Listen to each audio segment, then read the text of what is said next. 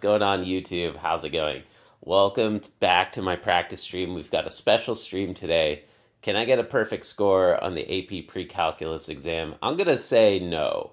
Let's just start right off the bat. Let's just kick off this stream. Let's set some expectations. The answer's probably gonna be no, but how close can we get, dude? I think that we can get potentially fairly close.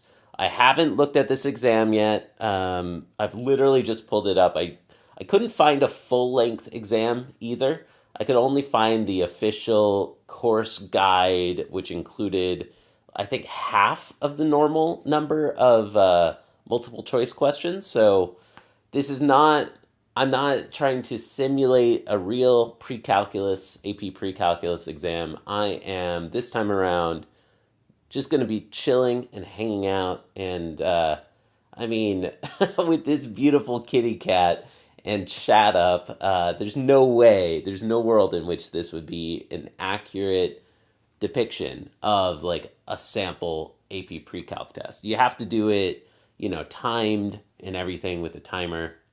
Hey, what's up, El Cookie? Good to see you, man. Good to see you. So as you can tell, if anybody's watching this VOD, we are live. Who knows what's going to happen? My cat is going to photobomb a lot. I'm studying chemistry right now. Gotta go, lol. Yeah, dude, enjoy your chemistry. Okay, so I'm going to try to get a perfect score on this test. Back in my day, we did not even have an AP Precalculus exam. As I understand, this is fairly new. I think that this is one of the first years that they've introduced AP Pre-Calc. So back in my day, I was not that serious of a student when I took pre-calculus. And I learned a lot of my pre-calculus when I took calculus. I feel like calculus is when I started getting a little more serious about mathematics. So we'll see. I mean, I've been tutoring. Since then, I've tutored a lot. I tutored a lot of pre-calculus in college, but that was like 15 years ago. And now I'm a tutor again. I am tutoring some students in pre-calc, but I'm also tutoring a lot of other types of students. So literally, I think that the answer is going to be no, but that's okay. This is a practice stream.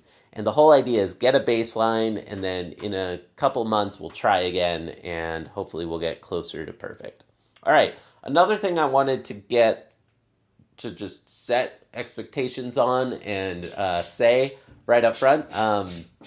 This is super similar to my regular streams where I am working through textbook problems and, solving math and practicing math, like actually doing math live. But dude, the College Board has hella lawyers, like way more than any textbook publishing company. And so I just want to put it out there that I don't know, just be cool. Don't sue me. I think that this is fair use in a lot of ways. I believe it's fair use. So I think that I'm technically allowed to do this no matter what. But this is the freely available sample test with all of the answers. This is like the official free sample test. I didn't find this on some sketchy website. And then secondly, it doesn't matter if it is technically fair use. If College Board wants me to take this down, I'll take it down. No problem. Just let me know. All right, let's go. Let's try this. AP Pre-Calc. So that's one thing. And then related to that, don't do what I'm doing if you're a kid. I'm an adult, so I get to do what I want. But I don't know. This seems a little questionable.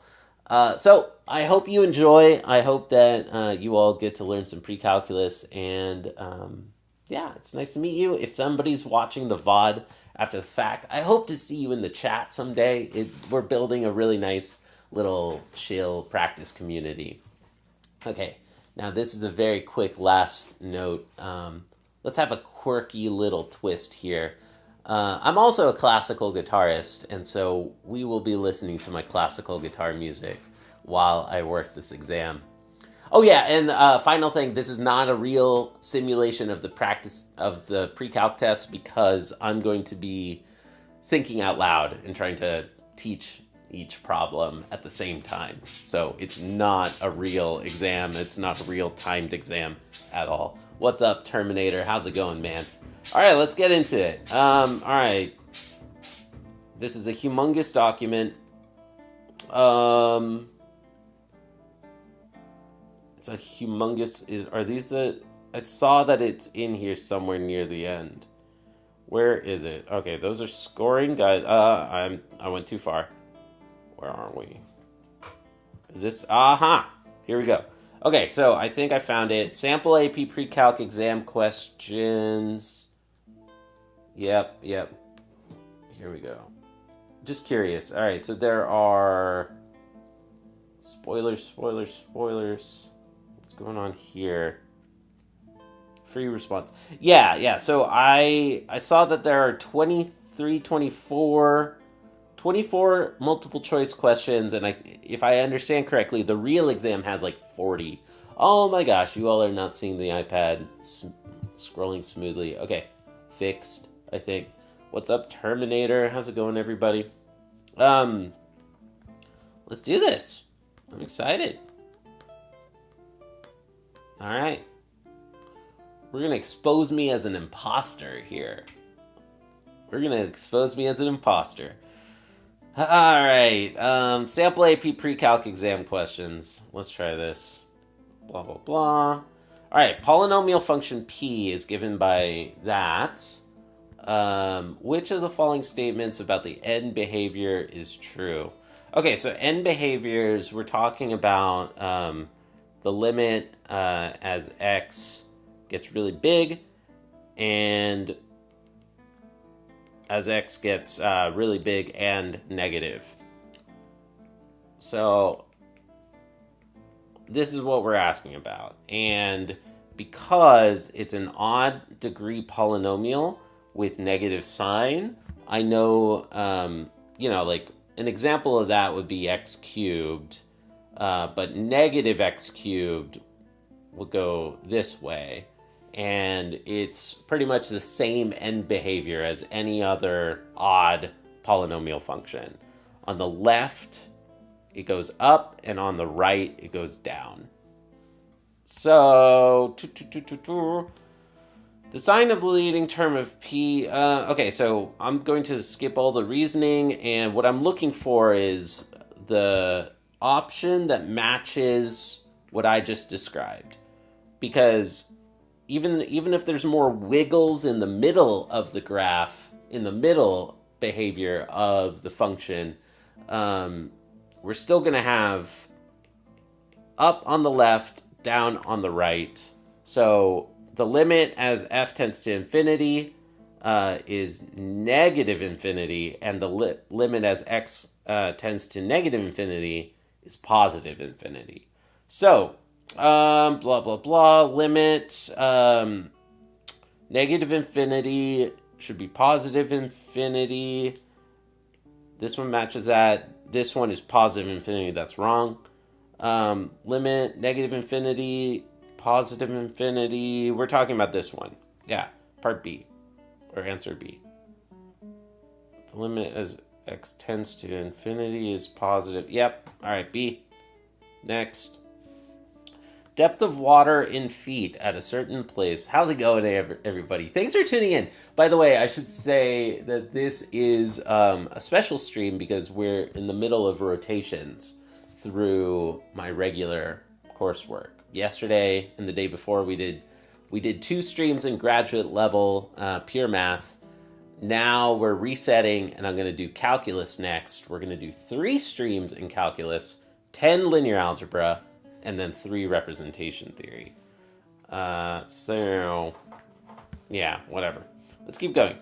Depth of water in feet, certain place, lake, modeled function W, graph shown 0 to 30, number of days since the first day of a month, intervals on which the depth of water is increasing at a decreasing rate. Okay, so the function needs to be going up, but slowing down, if I understand correctly. So let me double check, because we're talking about depth, and this is depth. Like, it's not like it's plotting rate, and I was just assuming that. So just rereading, depth of water, modeled, blah, intervals on which depth is increasing at decreasing rate. So it looks like this here is increasing and increasing rate, right? But then from about here to here, it is increasing but slowing down, right? That's the shape that I was looking for. And that's the only one, I believe. The next interval is decreasing, and then the next interval is increasing at an increasing rate. What's up, Alan? Good to see you. Hey, bro, good luck. I know, man. I mean, I guess I can always take down the video if I fail, but then you all would know, that I'm a wimp. Like, this time around, I actually have regulars watching these streams. I did this with the SAT like a year and a half ago. Good Lord. But nobody was watching then. This time around, I got people watching. So, I might be an imposter here. Who knows? All right, 3 to 6 only is the answer on this one. Boom. So, thanks, man. Special stream today. How's your day going, everybody? It's all right, lol. No, I'm joking. I could fail this test and it's okay. It does not matter. It does not matter. But I know I'm not going to fail this test. I know I'm not going to. So, all right. Which of the following functions has a 0 at x equals 3? So we need the numerator. I see all of these. Well, okay. So this one is an option, and this one is an option. And the other two are options if they factor as x minus 3 in the numerator. So I can't eliminate anything yet, but what do these actually factor as, if they do? X minus 3, yep, x minus 3 and x minus 1. So that one's still a contender. Okay, and here we got x minus 3 and x minus 2. So from that information, we can't eliminate anything yet. But immediately I'm going to expect that one of these might be undefined at x equals 3. So the denominator might factor, and then the graph has like a hole at that spot. For example, this is a really simple example. X squared over x does not have a 0 at x equals 0. This is undefined at x equals 0, right? I'm doing good, man. I just woke up. Well, no, okay, I didn't have this idea this morning, but I had it last night. Last night, I was like, I think I might try to do a special stream in between graduate level representation theory and calculus. Let's do precalculus. Okay, denominators. Okay, so this one, finally, we can eliminate something, because this problem has exactly what I was expecting them to offer as like a gotcha or something. The denominator factors as x minus 3, x minus 1. So this thing has a hole at x equals 3. It's undefined at x equals 3. So this is not going to be our option. What else do we have? We want a vertical asymptote at x equals 2. So then we want some function in the numerator. We have a vertical asymptote at x equals 2. So we need our function to look something like this, where f of x does not have x minus 2 linear term. I'm like really thinking out loud, like everything. Like you wouldn't spend this much time on the question. Okay, so it's important to realize that, everybody. Someday, if I can find the actual full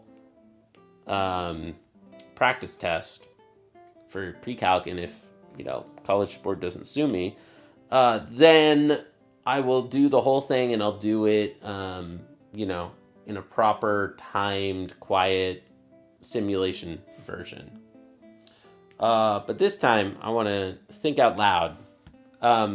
So this would be, if the function looks like this, then we would have a vertical asymptote at x equals 2.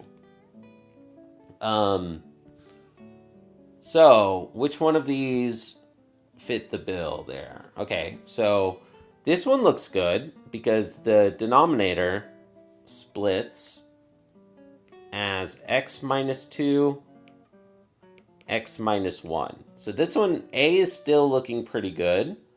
So is B. X minus 2, x minus 1. That one looks good too. So does C. X minus 2, x minus 1, right? Okay, so we got vertical asymptote at x equals 2 and a hole at x equals 1. Okay, so now we've got some new info, and I think we can choose the right answer based on that. What's another color just for funsies? Let's use red. So a hole at x equals 1 means that we want the denominator to be x minus 2, x minus 1, and the numerator, we know we want the 0 at x equals 3, and we want a hole at x equals 1. So we want to pick whichever option matches this. If I had read the whole question, I could have seen that more quickly, but I'm trying to think out loud and explain and try to teach some pre-calculus along the way, if that makes sense. All right, let me know, everybody, if the background music is appropriate. If you want it off, that's valid too. Yeah, that's also valid. And if you want it louder or quieter, etc. All right. We've got, I think, option A matches. X minus 3, x minus 2, x minus 2, x minus 1. Oh, I could have eliminated... Oh, no. Never mind. I looked at the wrong factoring. All right, done. 3. Polynomial function p is an odd function. What does that mean? P, if it's odd, then p of negative x equals negative p of x. What are some examples of that? Y equals x. That's an easy one. Barely audible, but you don't have a problem with it. Let's try to turn it up just a tiny bit. All right.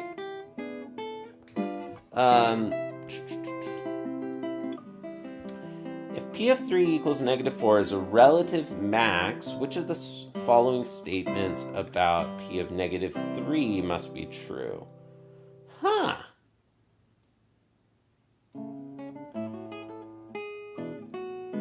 Oh, if p of 3, I misread. Okay. If p of 3 equals 4 is a relative max, which of the following about p of negative 3 must be true?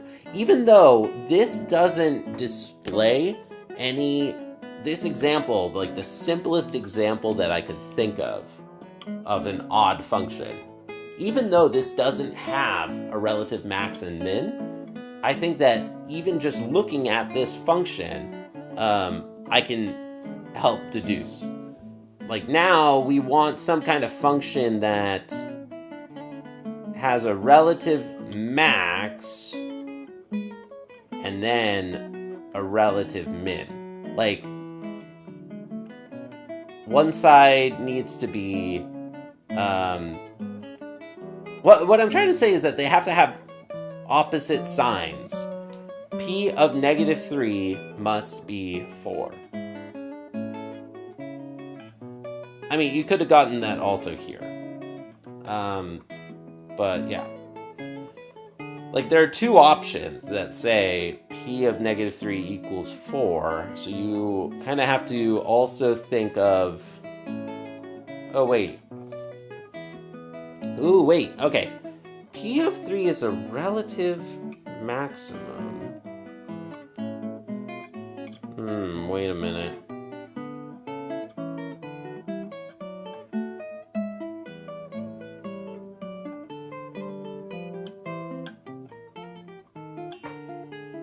Ah!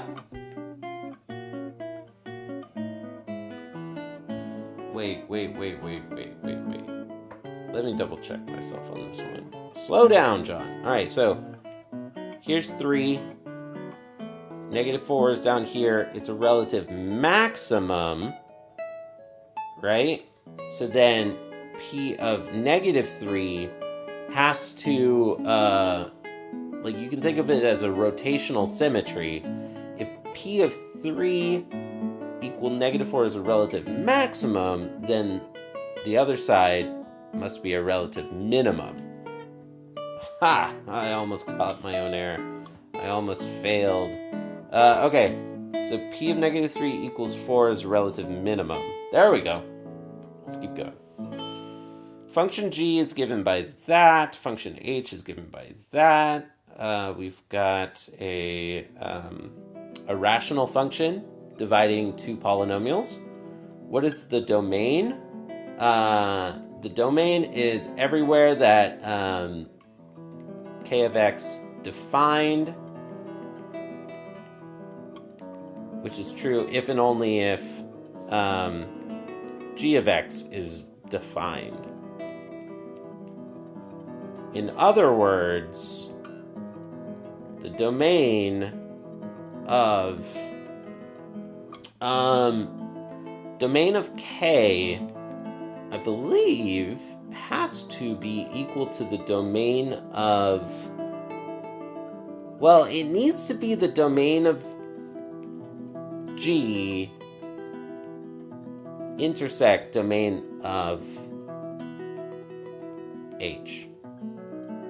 I was about to say that it just equals the domain of g, but I was jumping ahead that the domain of h is all real numbers because h is a polynomial.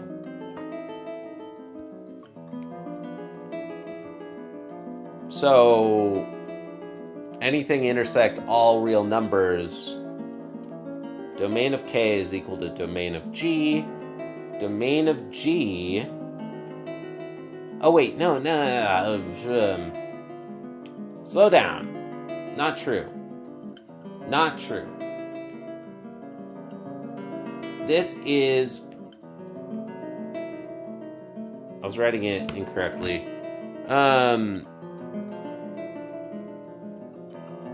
This is the set of all x where g of x is not 0.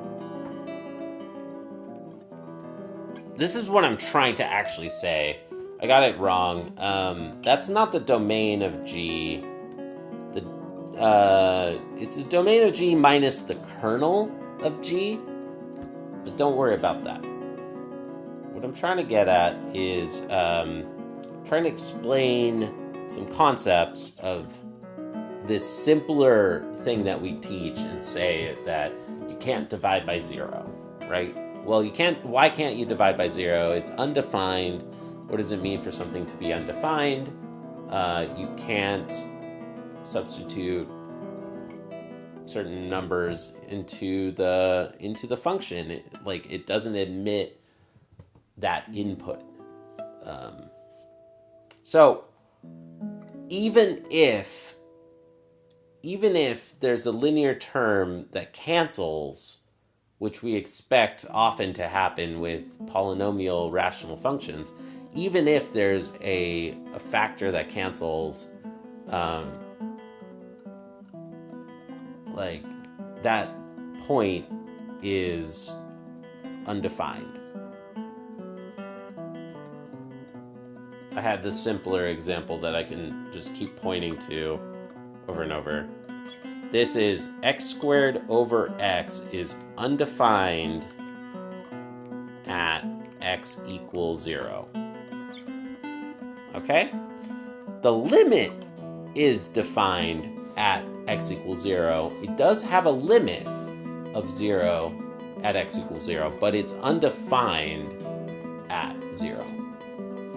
Okay. Where are we? So, g of x cannot be 0. We can either factor g. Well, yeah, we can factor g, and I think it's not too hard. G of x is x times x squared minus 3x minus 18. Factors of 18 that combine to 3, I see 6 and 3 can combine to 3. X times x minus 6, x plus 3 would do it. Like, I think 6 and 3 can add or subtract in some way to get the number 3, and they multiply to 18. So we want more negative x's than positive x's, and that gets us this middle term of negative 3. X minus 6, x plus 3, so we want x not equal to 0, x not equal to... This isn't even an option. What's going on?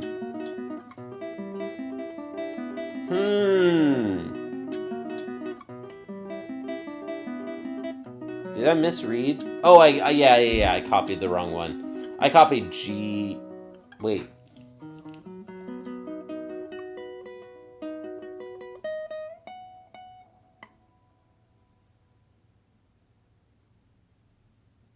What's going on here?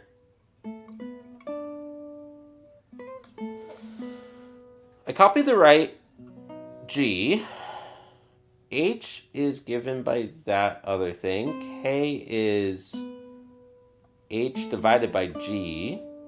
The domain of K is the set of numbers that make G non-zero. G is 0 at x equals 0.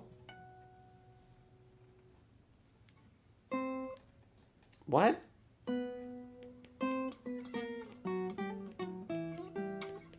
We want x not equal to 0, x not equal to 6, x not equal to negative 3. Am I just... Oh, that is C. That is C. What am I... Okay. I misread it. Yeah. B is the correct answer. No, not on this one. I think you're misreading. H is the numerator. I was misreading. I don't know why I didn't see that there. It's right there. Yeah. Good to see you, theoretical physicists and polymath. Good to see you, bro. Okay. The figure shown is the graph of the polynomial function g. Which of the following could be an expression for g? Okay, so I see a 0 here. Let's just say that maybe that's x minus 1. So that there's a 0 at x equal positive 1. When you substitute the positive value 1 into this term, it makes it 0. That's why it's like x minus the root. Like, people tend to just memorize that and kind of get used to pattern matching. H of x is x minus 7, x plus 5. Exactly, but here's the problem. That is allowed to be 0. K is h divided by g, right? H is allowed to be 0. G is not allowed to be 0 because you're not allowed to divide by 0. So I think that you misread it as G divided by H. And I see you deleted your messages. So there you go. We got it. I taught somebody today officially for free on the internet. I should be paid to do this. If you have any money to pay me to teach you, I will teach you. jcpractices@gmail.com. I offer private tutoring. I'm also looking for a private math teacher job. I would love to teach precalculus or calculus or linear algebra. So if you've got I don't know. Yeah. If you run the math department of a private school, I would love to teach at your private school. All right, let's keep going.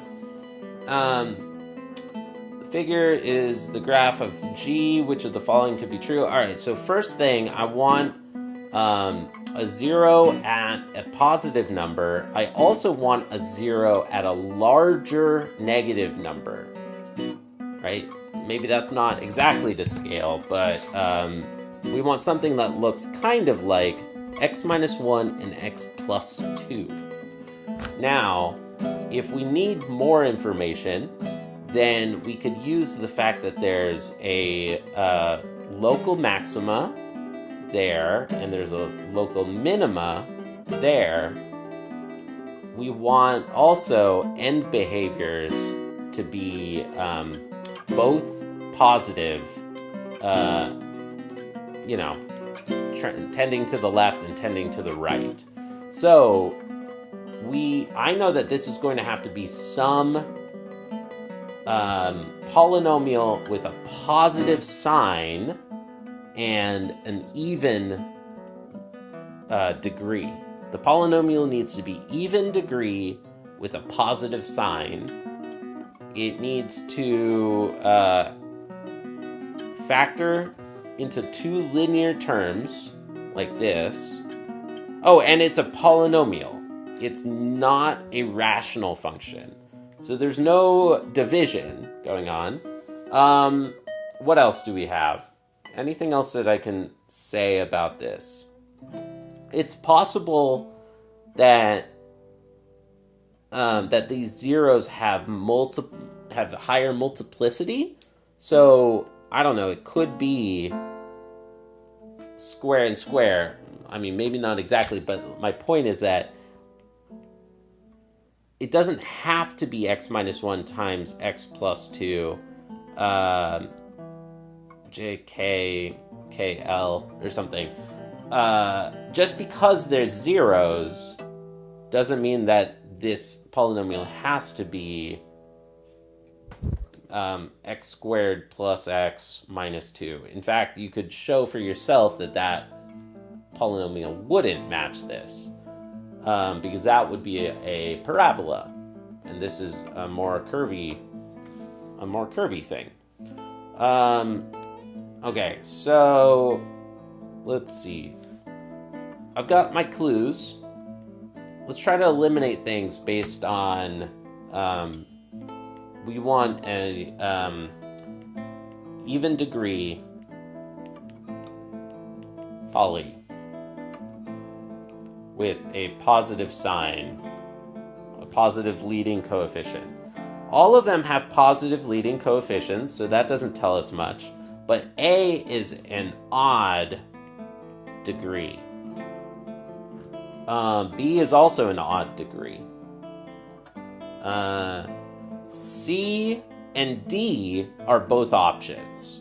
They both are even degree. They're not even functions, just to clarify, because we were talking about even functions earlier, but they're even degree polynomials. What else is going on? We wanted the fact that we want a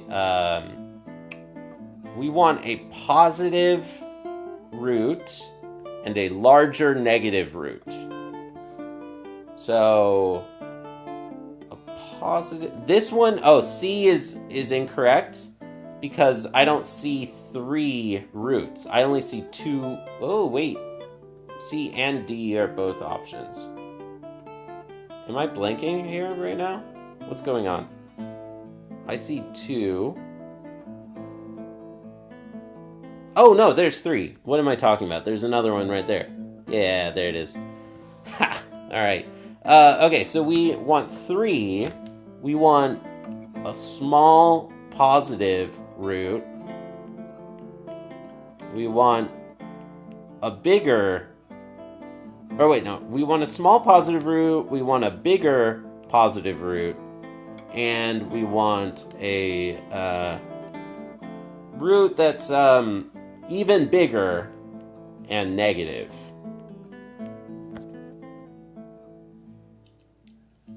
We want something that looks like that. Something seems off.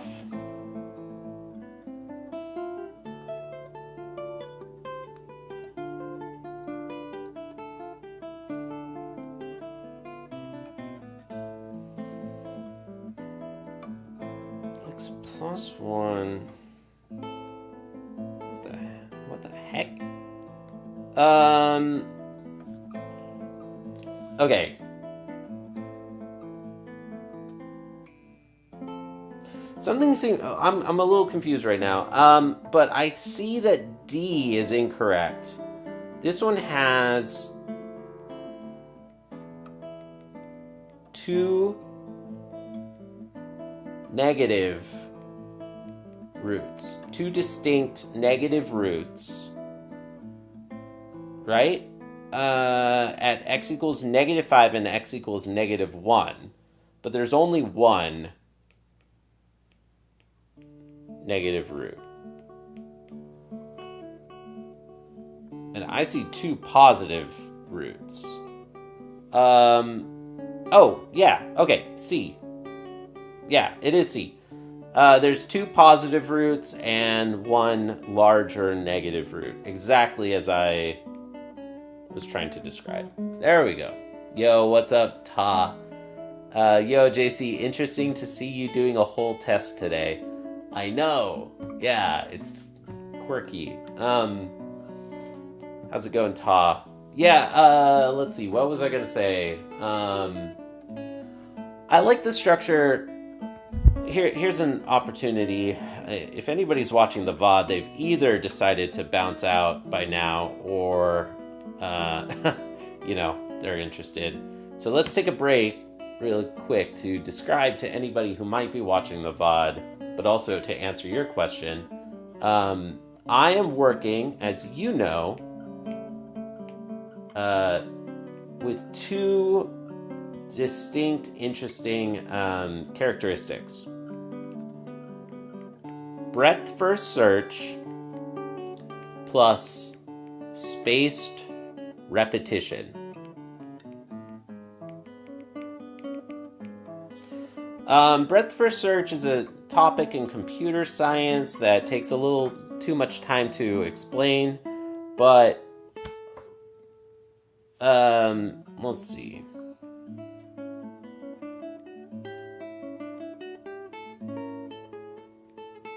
But it wouldn't take too long. We could try.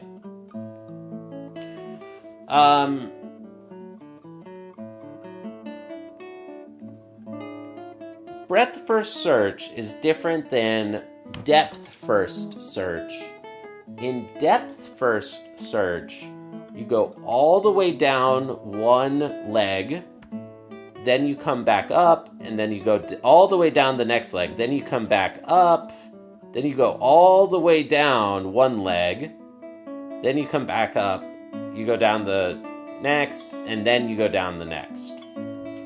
Alright, that's called depth first search. There's another way to traverse a tree or a graph. You can go and take one element from this one, then go to this one, then go to this one, then go to this one, then go to this one. So it's like we do level 0, then we do level 1, then we do level 2, then we go layer by layer to level 3, then we go to level 4. It's 2 different ways to travel, through a whole tree. This is a small tree, but imagine that there's a million points. And those are two different ways. Like, depth first search, imagine that you have a million points all on one side, but you only have one right over here.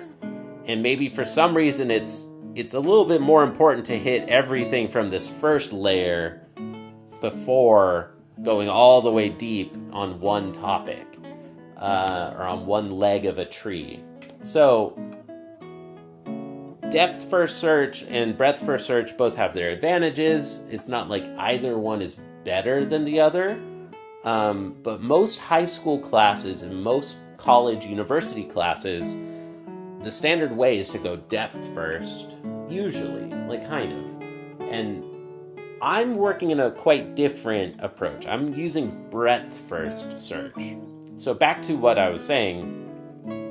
Recently, we did, on the last loop, I did one stream in calculus, I did a second stream in calculus, then I did linear algebra from 1 to 10. I did 10 streams in linear algebra.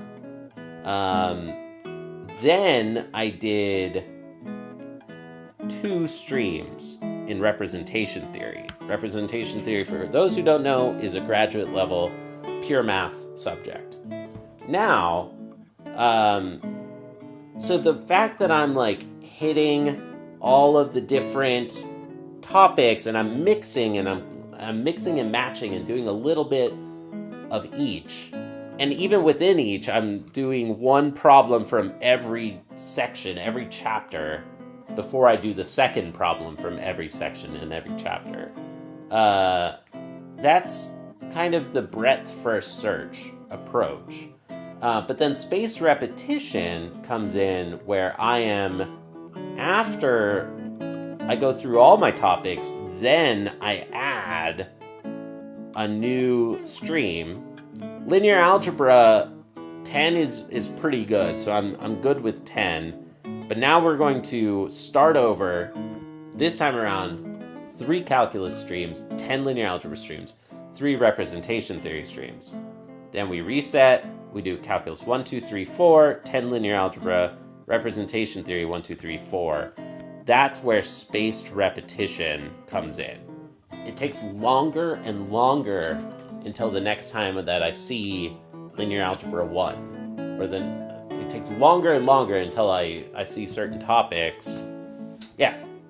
So, I know that you know this, but I wanted to explain it to the VOD viewers, and finally connecting back to your question and answering your question. I think that these reset points, these times that we do a reset, like I just wrapped up this last loop, I think it's a good chance to do random off-topic streams. Off-topic, evergreen, potentially evergreen, like different topics. Like maybe I'll do a number theory stream, or I'll work a pre-calculus sample exam, or I don't know, just something. Like I did one with the Fibonacci numbers, like a special lecture on Fibonacci numbers for kids, middle schoolers, high schoolers, and college students. And like I proved the Fibonacci approximation using linear algebra, and it was quite nice, I think. I gotta practice that one again, but anyways, all that is to say we are currently in one of our reset off-topic streams. All right, let's keep going. Table gives values for a polynomial. G is AF plus C, AF BX plus C. A, B, and C are positive constants. These are cool problems, man. I wish that I learned pre-calculus to this level of depth in high school, because I would have definitely taken the AP Precalc class. Like, I think that these are cool problems for high schoolers. Like, I like that the College Board has added Precalc, AP Precalc.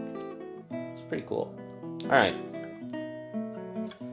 G of X is blah, blah, blah. So we have a scaling, we have like a horizontal compression, and we have a vertical translation.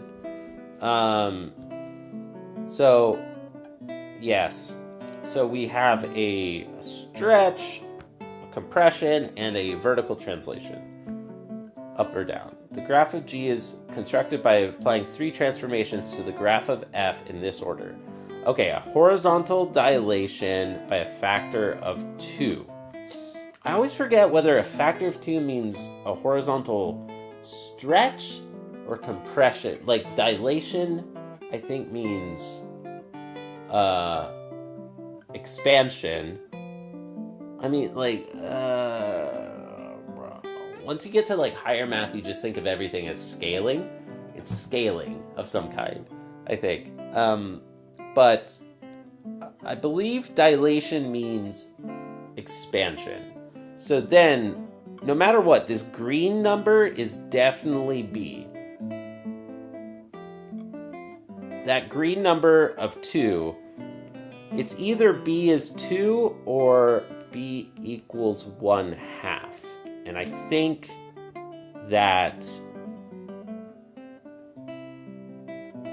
we want B equals 1/2. But I'm gonna pause and think about that for a second more. AF BX plus C, vertical dilation by a factor of 3. So vertical dilation by a factor of 3.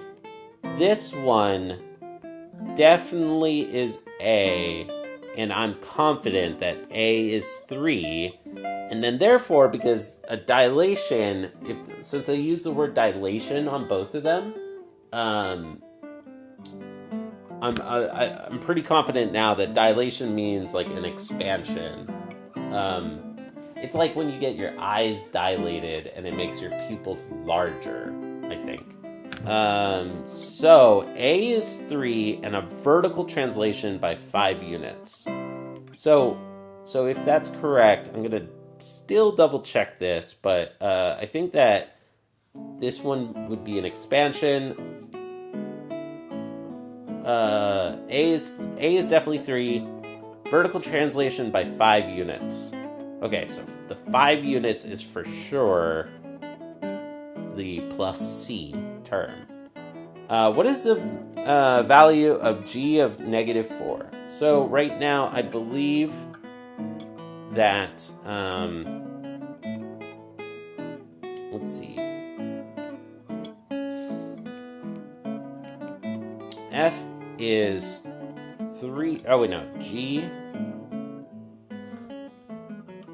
of -4 will be A times F of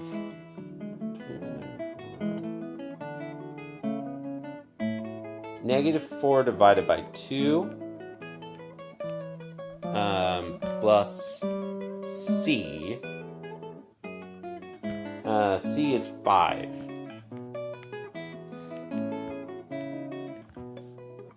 I'm gonna pause and also do the other one because I'm like slightly less confident about that horizontal term, scaling term. But this is F of -2 plus 5. F of -2 from our table is 5. So this is 3 times 5 plus 5. That is 25. No. Okay, wait.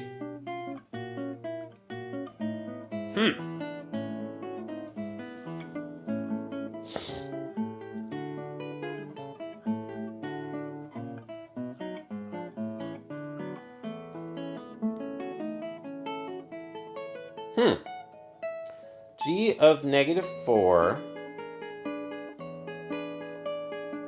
Okay, so maybe I got it. Maybe I did get it backwards in terms of the horizontal dilation versus compression bit. Okay, so if it was the other option, then we would have 3f of 2 times negative 4 plus 5, which would be 3 times f of negative 8 plus 5, which is 3 times 87 plus 5, which is 242. Is it 87 or negative 87? Yeah, 87. 261 plus 5, is that right? 240 plus 21. 261 plus 5, 267. That's not even an option either. So what is happening right now? Huh. Okay. Let's think about this for a second. I think I'm not too far off. Did I misread a number? 260. I got 267. What? Oh, I'm so dumb. I am so dumb. All right, 261 plus 5 is 266. Okay, this is what happens if you study too much pure math. Okay, so it looks to me like it'll be answer A, but let me... Oh, okay. Whoo, slow down, John. All right, this 15 plus 5 is 20. It's so funny how, like, just the stupidest little... Like I'm doing like a victory lap, like I'm like crossing the finish line. I said that would be 25. Okay, so both of these, I'm glad that I checked, because I was planning on checking anyways at the end to see if both of them would be options, just trying to get in the heads of the test writers. It's cool that they made both of those options so that they would test you on which of these two choices you pick.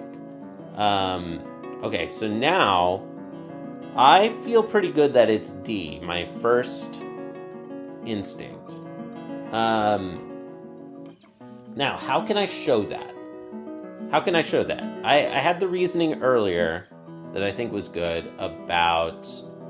I had the reasoning earlier that I think was pretty good about the fact that dilation is like your eyes are dilated and your pupils are enlarged. So let's take an example of a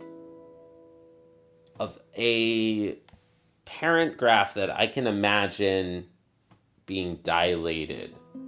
I mean, I guess we could do it with X as well. But for whatever reason, my brain just immediately went to the parabola x squared as the easiest way to see this. Then,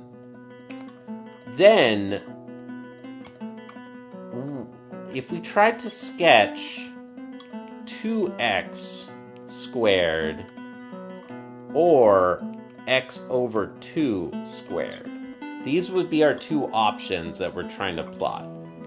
The first one would be 4x squared. I can see pretty quickly that 4x squared would get us like this compression, actually.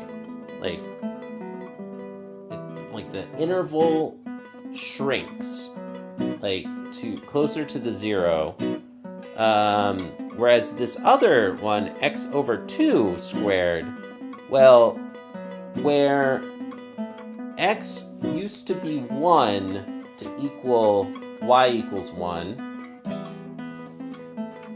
now with the new graph, when x is 2, then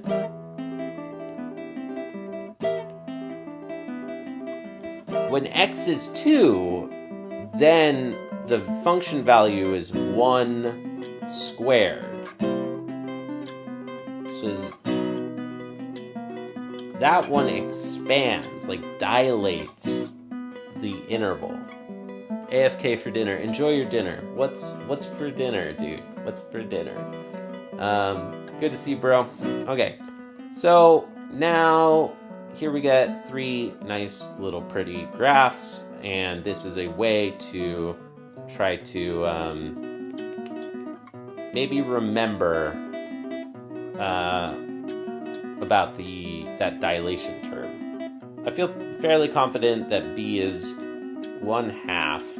And if you're taking the pre-calc exam, this should be back of your hand, just immediate, no questions asked. And if I were teaching pre-calculus, this would not be a question. I would be practicing this, and I'd be used to just immediately thinking, horizontal dilation means dividing by that number. But, you know, that's why we're here practicing. So I can practice teaching it, and I can get that into just muscle memory.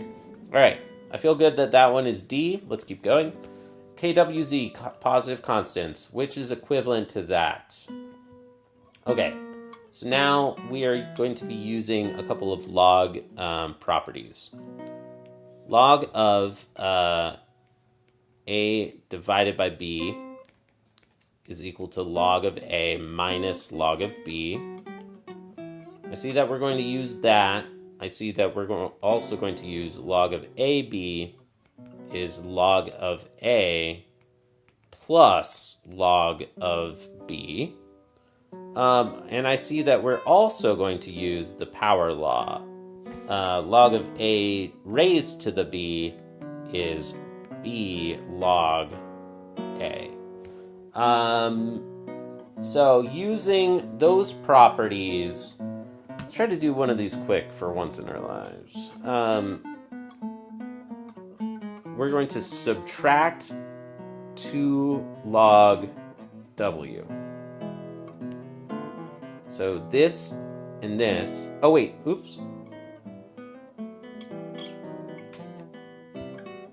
Minus 2 log W, it's this answer, and I'm done, I think. I don't even have to check the rest, even though I do see that the rest works out. Log K plus log Z will be the numerator. Yep. This answer is B. Values of the terms of a geometric sequence. Okay, so geometric sequence, we have like a common ratio. Values are graphed, which is an expression for the nth term.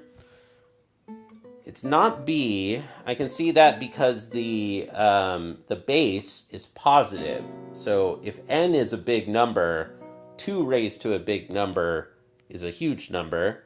So that one is out. It could be A, C, or D.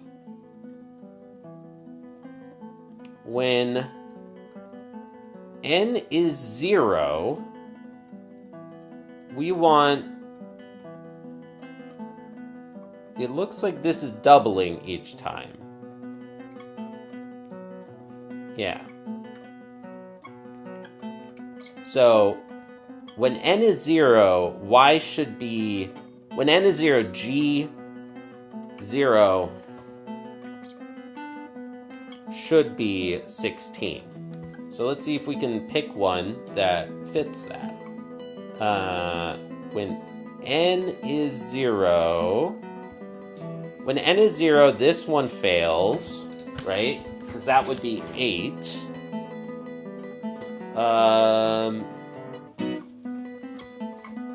Okay. If n is 0, this part D fails as well. Because that would be 16 times 1/2 to the negative 1, which is 16 times 2, which is 32. So let's see, for the same reasoning here, 4 times 1/2, when n is 0, this is negative 2. Now this is 4 times 1/2 to the negative 2 is the same as 4 times 2 squared, and that is correctly 16. So it's A.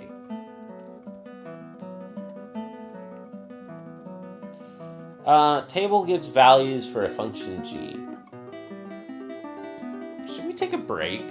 It's been an hour already. I kind of want more coffee. Anybody who's watching? Is anybody working this test with me? Is anybody? We got 4 people watching and 76 views in total. Let's go. Bunch of nerds in the best possible way. Heck yeah. Thanks for hanging out with me. Let's keep watching. Or let's keep, not watching. Let's keep working problems. Let's keep going. Table gives values of g. Function f is given by this. What's the value of f of g of 3? Nice. Okay, I like these kinds of problems. So f of g of 3 is going to be g of 3 is negative 2. So now f of negative 2 is 3 to the negative 2 plus negative 2 squared, which is 1/9 plus 4. Whatever, 36, 37 ninths. Yep.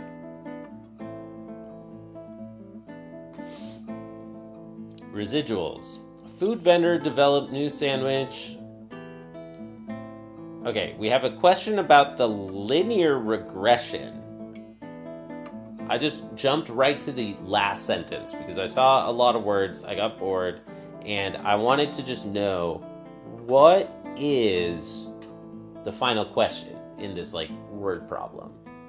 What is it going to ask me? And now I'm going to reread and start from the beginning and try to understand. But I see, for some reason, we're trying to fit this parabola as a line. What is the closest line, like a linear regression for this thing that doesn't look like a line at all? Which is kind of interesting, I think. Food vendor developed new sandwich type for sale.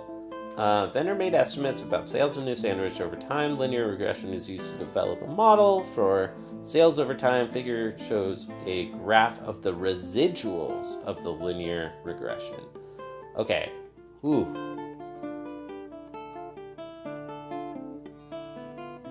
Nice. Okay. Residuals of the linear regression. I haven't taken stats, and this almost feels more like a stats.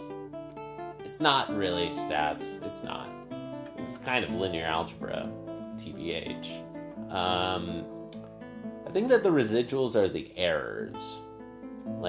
If you have a plot of points, and then you try to fit the line of best fit, I think that the residuals are going to be the error terms.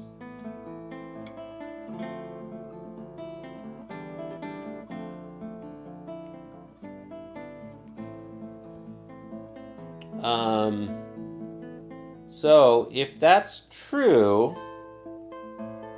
then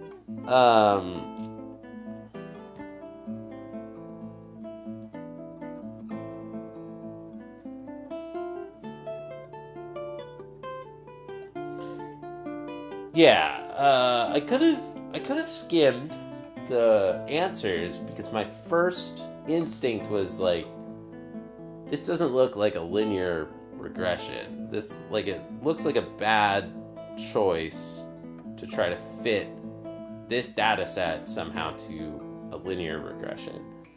Whether this is showing the line of best fit, or now that I understand that it's actually plotting the error terms, either way, this doesn't look like a very good fit in this data set in either approach. And so I think that now starting to read, the answers are answering whether they're appropriate or not. And I feel confident that this data plot is not appropriate. So I can eliminate half of the answers already, and now I can flip a coin and pick one and move on if I get stuck. But let's try to figure it out. Linear model is not appropriate. There's a clear pattern in the graph of the residuals. Yeah, it's not because the graph of the residuals has more points above 0 than below 0. That's silly.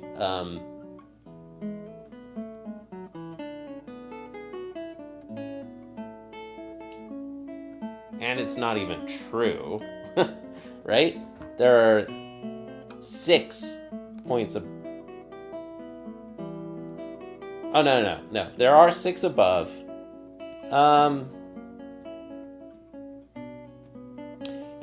There is a clear pattern. There's some sort of bend to the original data set. Like, you're probably going to sell fewer sandwiches at midnight than noon, right? Like, if time is the time of the day, maybe, like, yes, selling sandwiches is probably correlated with the time of the day. So I think it's not appropriate because there's a pattern in the residuals. Yep, let's keep going. Value in millions of dollars, heck yeah, of transactions processed by an online payment platform, modeled by function, expected to increase by 6.1% each quarter of a year. So as soon as I see 6.1% per year, I know that we're going to be talking about some kind of exponential function, whether it's a e to the RT or a b to the t. Either way, we have some kind of exponential, meaning that the variable is in the exponent of the function. Hey, what's up, Ais? How are you? Welcome to my practice stream. Value millions of dollars, expected to increase this much. So, just to set the stage right now, I'm expecting either of these options. I can look at the answers and I can see that the test is using this form, AB to the T. I wonder if the AP Precalc exam even uses the number E at all, because you can learn exponentials without Euler's constant E. So I wonder if they even teach E, because E is special because the derivative of this equals itself. Like, that's one of the reasons that E is so special. It's like one of the defining characteristics of E, not the defining characteristic. So this is calculus, but b to the t, ab to the t is not calculus.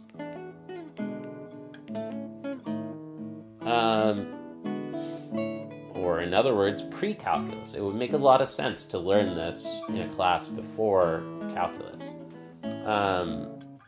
Okay, value expected to increase each quarter. So now 6.1%. This crossed my mind earlier. Like, we're gonna want one of these two, I think, because how can we remember that? Like, if you have $1 and you have 100% every year,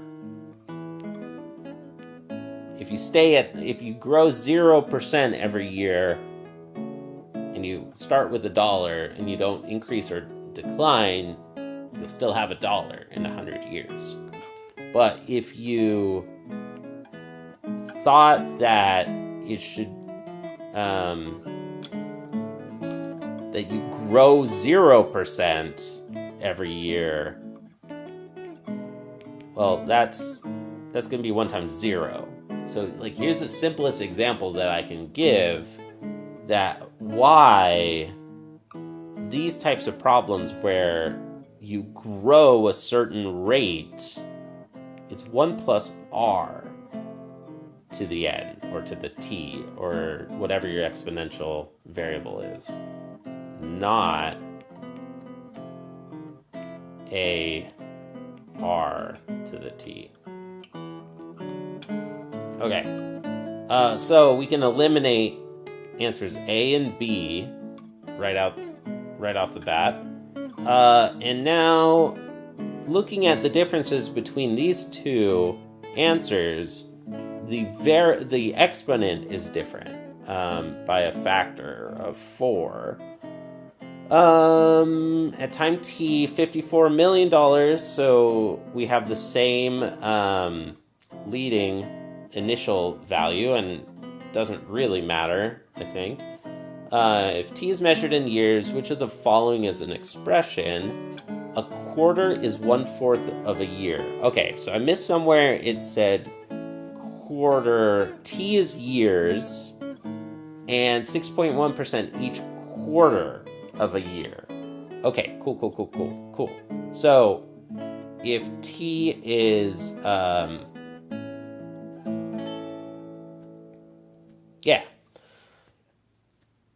if t, like, after 1 quarter, we should grow by 6%, right? After 1 quarter. And a quarter is 1/4 of a year. So,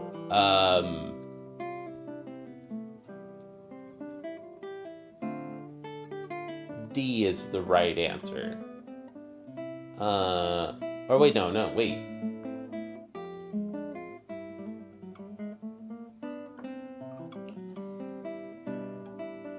Yeah.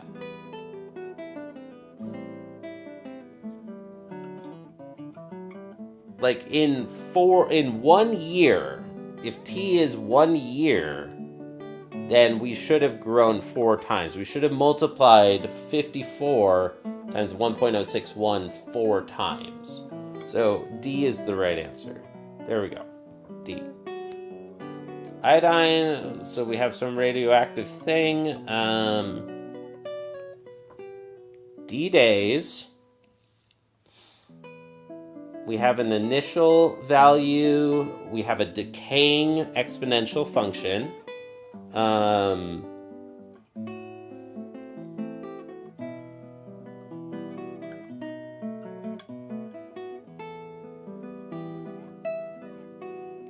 So we have a variable substitution. We're converting between D days and T hours.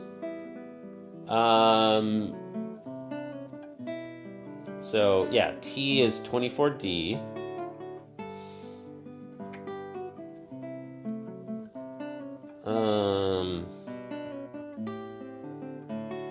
Has a half-life of 8 days. Okay, a half-life means that in 8 days,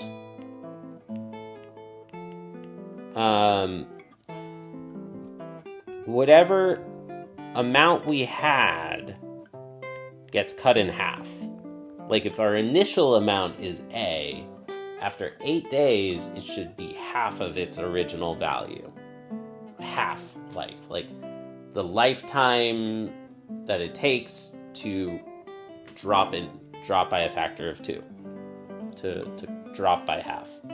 All right, so we find that we have a model that's this, and great, it's at 1/2 raised to the d over 8. It makes sense that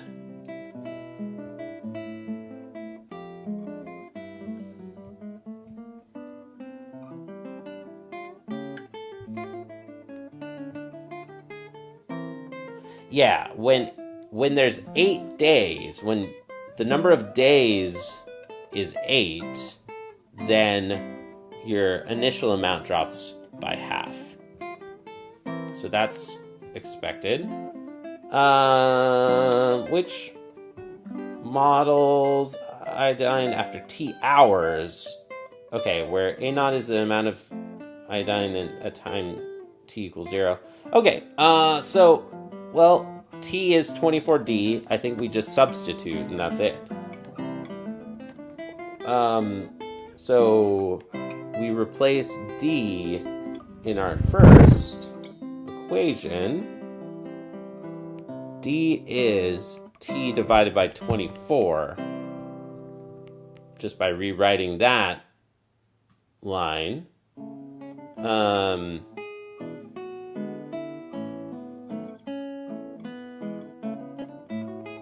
So then H of D equals H of T, where we substitute, we replace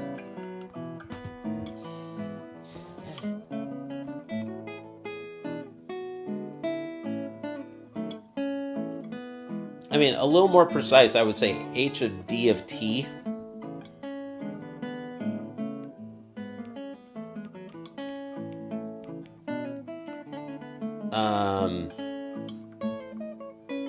Oh my gosh, what is happening here? Go away. Go away. The app is trying to help me.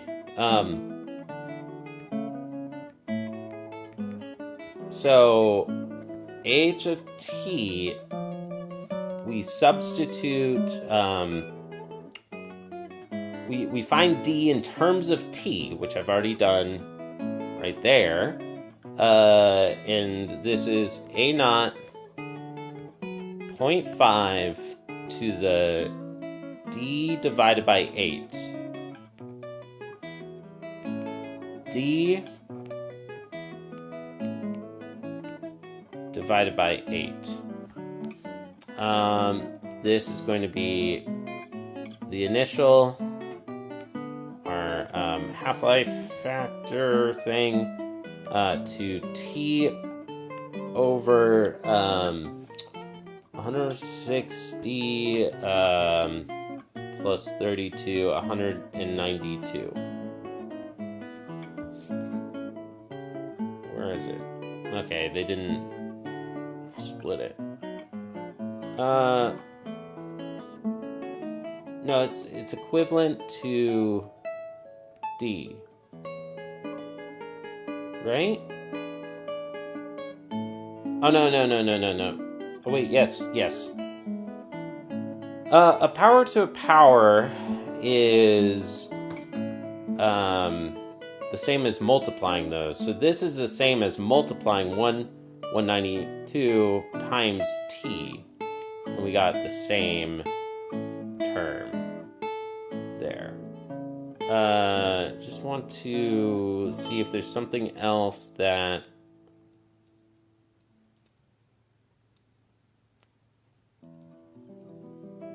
I feel pretty good that that's it. How did you get the test? I found it online through the official, this is like the official College Board sample test. This is not the one that people just took. I don't know, is it today? It's this week, right? This week is the pre-calc test. Good luck. Alright. What are all the values of x for which log x cubed minus log x equals 4? For what it's worth, I immediately see this, which means that 2 log x equals 4, which means that log x equals 2. So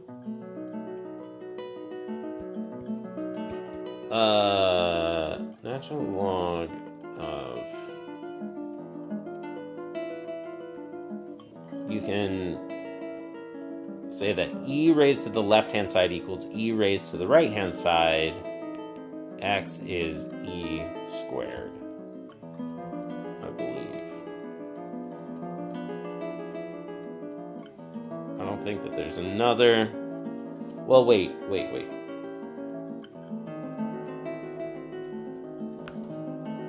Yeah, anytime that you... wait a minute.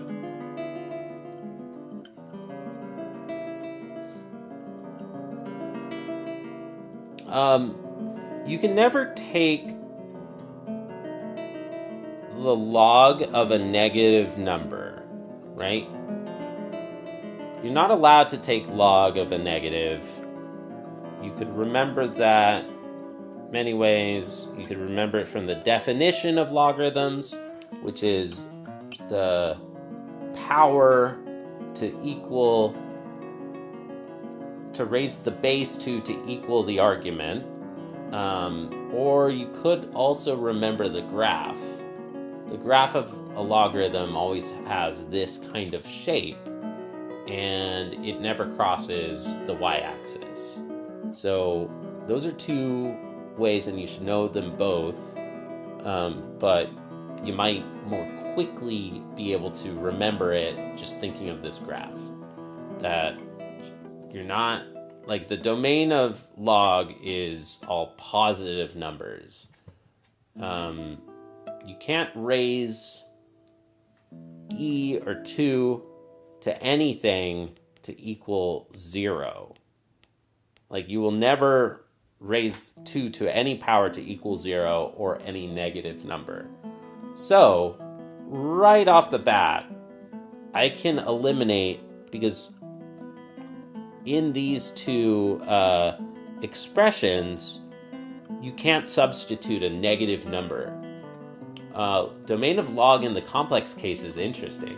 Tell me more, because that actually sounds really, really quite cool. I bet, yeah, that changes. I bet that would not be true. Yeah, in the complex numbers. I mean, you can raise. Ooh, okay, wait. So you're gonna nerd snipe me here. Yeah, you can raise numbers to equal a negative number, like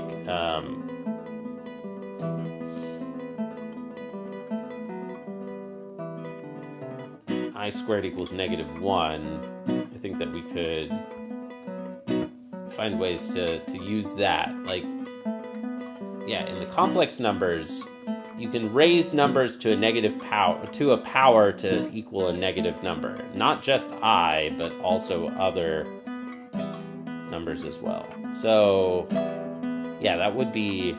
It makes sense that domain of log would be quite different. Cool. Anyways. So, right off the bat, I can eliminate any answers that use negative values. This negative e squared is not negative e squared, but it is the negative value of e squared. So, I know pretty confidently A and B are wrong, and I'm pretty sure that through my my algebra here, that I got this part right. 2 log x equals 4, log x equals 2, and then e raised to the left-hand side equals e raised to the right-hand side. So x is e squared. C is the right answer. Oh, guitar is a little loud. I asked people to tell me. Okay. I'll try to split the difference. Somebody else said it was a little quiet. Dang. Okay. Well, I wish that people would tell me. Let me know if it's how it is now. What's up, Mizzy? Good to see you. We got some of the regulars in the chat. We got a legit, real mathematician or two in here. Leo Lectures. How's it going, man? Finished dinner. A dozen eggs on toasted bread. Dude, are you kidding me? Did you just eat a dozen, like 12? You ate 12 eggs on bread? Bro, I want to join your dinner parties. That sounds good. I don't know if I've ever eaten 12 eggs in one sitting before. That's awesome. All right. Let f equal 1 plus 3 secant x. What is secant again? It's 1 over cosine. I I really dislike secant. I wish secant didn't exist. I don't get it. I don't understand. I'm not an engineer. Maybe if I was an engineer, I would understand why we use secant. Why don't we just use division by cosine? Because it's the most confusing. It's like one of the worst namings. Like, maybe this is me. Maybe this is a me problem, and I need to learn more about the history of math and why we use the word secant for inverse cosine and cosecant for inverse sine. It's bananas, if you ask me. Like, it just seems like such a incorrect naming. But you get used to it, I guess. G of x is -5, xy plane. What are the x coordinates, point of intersection of graphs of f and g for those two on this interval? So we want to find on that interval, when do f and g intersect? When does f equal g on that interval? So, yep, good old classic solve the equation thing. I believe it comes from just trigonometry and various laws that do naturally use 1 over trig functions. Well, no, don't get me wrong. I know that it exists. Like, it's important. We should use it for sure.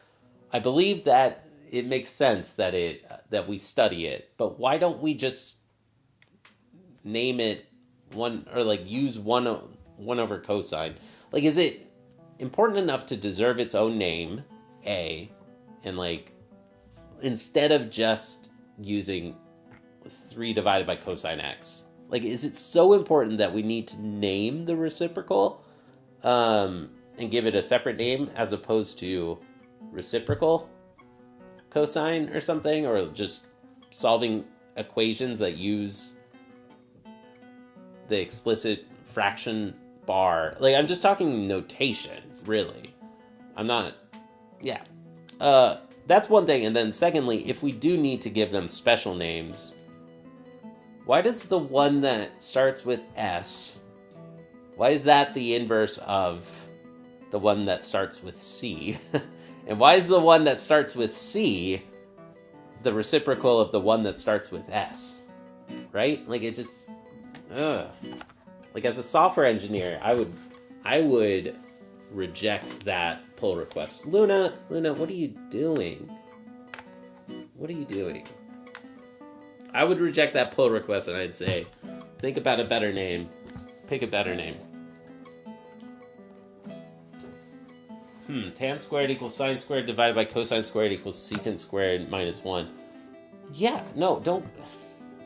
I think we're misunderstanding each other right now. Yes, those are important. It's an important fact, but I don't know. The naming is weird, and why can't we just leave? There must be some history behind it, maybe. That's what I'm saying, too. There must be a reason. There must be a good reason. Like, mathematicians care about naming a lot. Like, there's a logic in naming. There's a logic in all of this stuff, but it's just so unintuitive, and most people never need to use this stuff in the real world, quote unquote. For most people, their experience with secant and cosecant is to pass college entrance exams, right? Like, and it's just really weird naming for high schoolers. Like, all things, the name is deserved, really, if you use it enough. Yes, I get that. But, like, I want to understand more. All I'm saying is, like, I don't know enough about secant and cosecant, and it's something I want to learn more for myself. They must be important if we give them special names. They must be. But I've never used them in my, like, I don't think I ever used secant and cosecant in my entire math degree. Right? A lot of math words are pretty random. I mean, yeah, but usually somebody else comes up with a better name, and then the better name wins, right? Correct me if I'm wrong, but I'm pretty sure that usually if somebody comes up with a better name, the better name takes over. But it reminds me of like in linear algebra, in the book that I've been working, as you all know, we have the idea of an orthogonal basis, and we have an orthonormal basis, and we have the definition of an orthogonal matrix. I'll tell you that you build the orthogonal matrix from one of the two bases. Which one do you think it is? Which basis do you think you would use for the orthogonal matrix? Turns out you use the orthonormal basis. Like, who let that get by code review? Like, that is a weird naming. Like, why would we have the different words for, I don't know. I'm just saying, sometimes naming is weird, and sometimes naming is just vestigial, and it just sticks. And it's like, we all wish that we could rename this thing, but we can't. It's legacy code. The person who wrote this has left, and we don't understand the code behind the system anymore, you know? Yeah, I mean, I think naming in mathematics is the same as naming everywhere else. Pretty haphazard, and it's just conventions. Yes, and like history and vestigial old names that we can't get rid of, even though we wish we could. Like, what do you mean? I thought mathematicians were perfect. I thought math was done. I thought math was perfect, and that they were flawless, and that they never made mistakes. I thought mathematicians never made mistakes. Apparently they do sometimes. Orthogonal bases that are not orthonormal also don't really come up, so this one is okay. Interesting.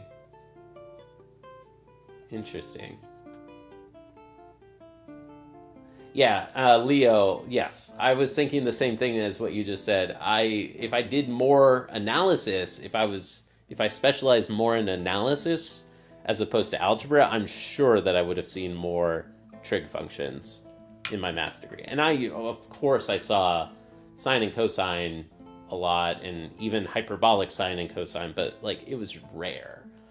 Like I focused on algebra. I specialized in algebra much more. I could see a mathematician saying, let B be an orthogonal basis, and they mean orthonormal. Same here. Like, it makes sense. Like, it does seem like one of those things where it's kind of splitting hairs or splitting differences and different definitions. Makes sense. But, yeah, anyway, whatever. I got nerd sniped here. Can you explain me in finding pivot elements? No, I'm sorry. I don't know what that means, but maybe somebody else. Oh, you're talking about like a linear algebra thing. It's not a mistake. What, the orthogonal versus orthonormal, or secant versus... I'm not saying anything is a mistake. I'm saying I don't know enough. Like, there must be a reason, and it's a very counterintuitive gotcha. I think that this is what got me on this whole tangent here, is just that this is a gotcha. This is a gotcha. A lot of people will make the mistake here. Secant is associated with cosine. Cosecant is associated with sine, which is weird. It's just weird. Like, and it's just something that you have to get used to. There must be a reason, but I don't know. I'm going to have to study it before I start teaching precalculus. There must be a reason for this. Until then, I'm just a rando on the internet with a weird cat. Hello, Luna. Let's keep going. Eating the eggshells is not a mistake. I don't get the reference. If somebody wants to help Sudeep with his problem, that'd be awesome. Otherwise, we'll do linear algebra in a couple days. Yeah, the reason is almost certainly a guy 120 years ago called these functions this. Yes, but that person was smart. They were doing math for fun 120 years ago, and they chose these names, and they must have had a logic behind it. We don't just randomly, like, roll dice and pick letters. Like, this person, like, I want to get in that person's head. What were they thinking when they chose these names, man? Like, that's all I'm saying. Like, what were they thinking? Because they did not realize that they were going to confuse high schoolers for centuries afterward. That's all I'm saying. Let's keep going. In the xy plane, what are the x-coordinates of the points of intersection of these graphs? So we want to solve this equation. So let's subtract 1 from both sides, then multiply both sides by cosine. We'd have -6 cosine x. -6 cosine x equals 3. Cosine x is -1/2. Cosine x equals -1/2 at this point of the unit circle and at this point on the unit circle, right? Those correspond to... I'm trying to give the little hooks in how I teach precalculus. Like, if you're taking the AP exam, you should know this. Boom, boom, ready, no problem on the fact on how to get these angles. But if you need to double check yourself, or if you're learning it for the first time, or you're practicing and you stumble and you pause for a second, how do I get these? I remember the 90-degree points really quickly as pi over 2 and 3 pi over 2. And this first one, this point that's close to pi over 2, is pi over 2 plus the small special angle pi over 6. And then that's going to be 4 pi over 6, which is 2 pi over 3. So that should be one answer. And then, because the interval was the entire circle, 0 to 2 pi. So there are 2 solutions for sine or cosine equations on the entire circle.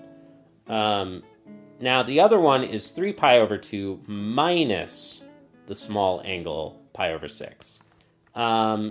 So now we're talking about triple the first one, 9 pi minus 8. 9 pi minus pi is 8 pi over 6. And now this is 4 pi over 3. Okay, so we're looking for 2 pi over 3 and 4 pi over 3. This one, C.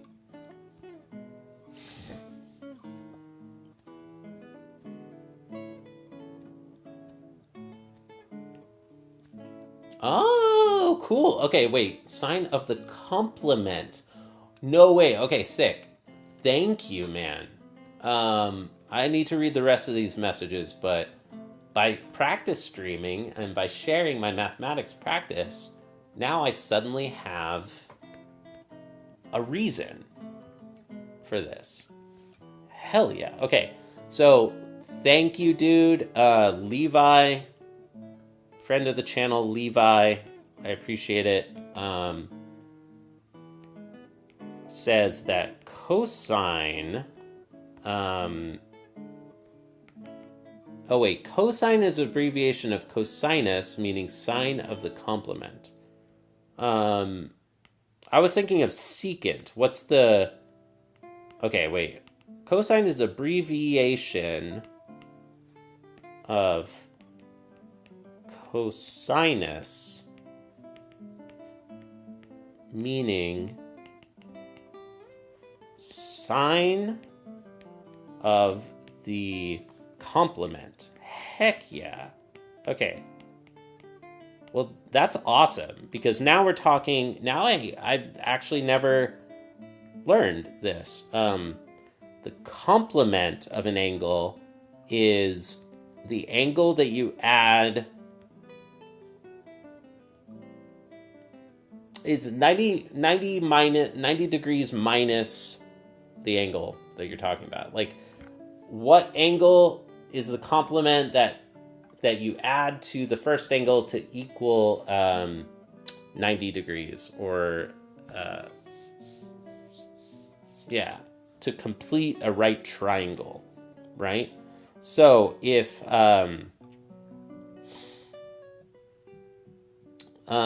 this is our angle and we have x and y, then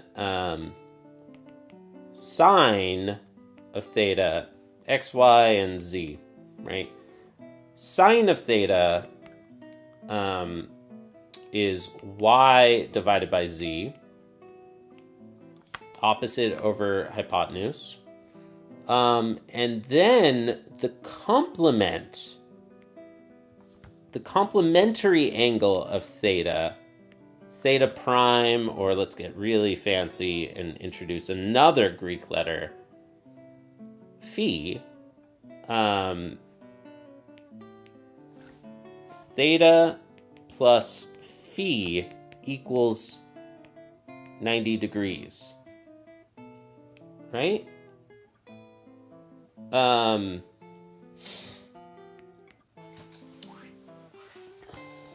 Also known as phi is the complement, is the complementary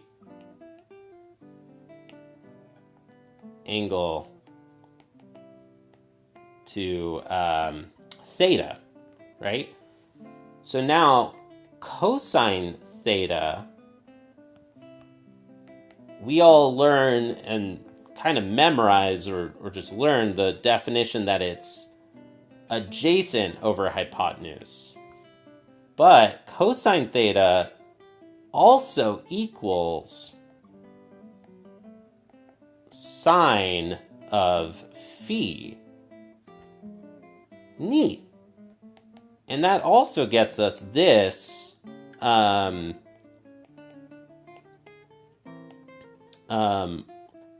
equivalent trig identity, that the complementary angle would be pi over 2 minus your angle. Neat. Hey, look at that. So all of a sudden now, these words, these names mean something. There's a reason, a logic to these names. And I've never actually known that cosine is defined as sine of the complement. Like, knowing that is just immediately now going to always be a hook for me to remember this trig identity. Isn't that super cool? Dang.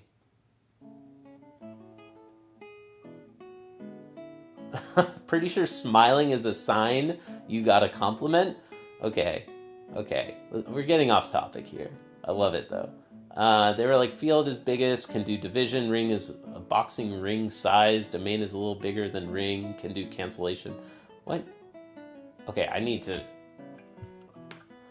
Oh, Hilbert chose the names field, ring, domain? Ooh, I didn't know that. As I'm getting older, I'm getting way more interested in history of math. I'm getting way more interested in that. So I didn't know that. I didn't know that Hilbert chose those names.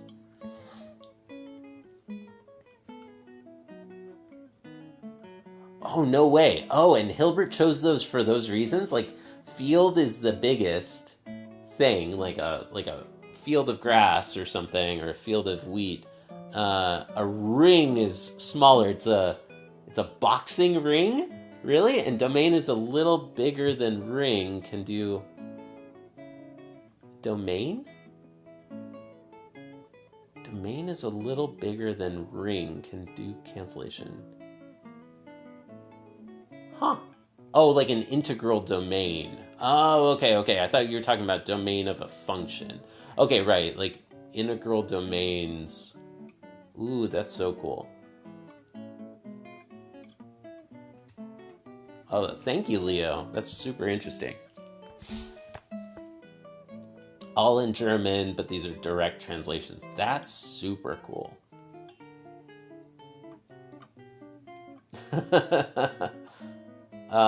We should vote for the coolest sounding name. I like that idea. Yeah. Naming is hard, but there's a logic. Like when you pick names, like if somebody chooses a terrible name for a thing, then everybody else will petition and be like, okay, I know that this is bike shedding. I know we got more productive things to do, but this is a horrible name for this thing. We have to fix it before we move on. Or this notation is bad. Notation does matter. Style matters. Names matter.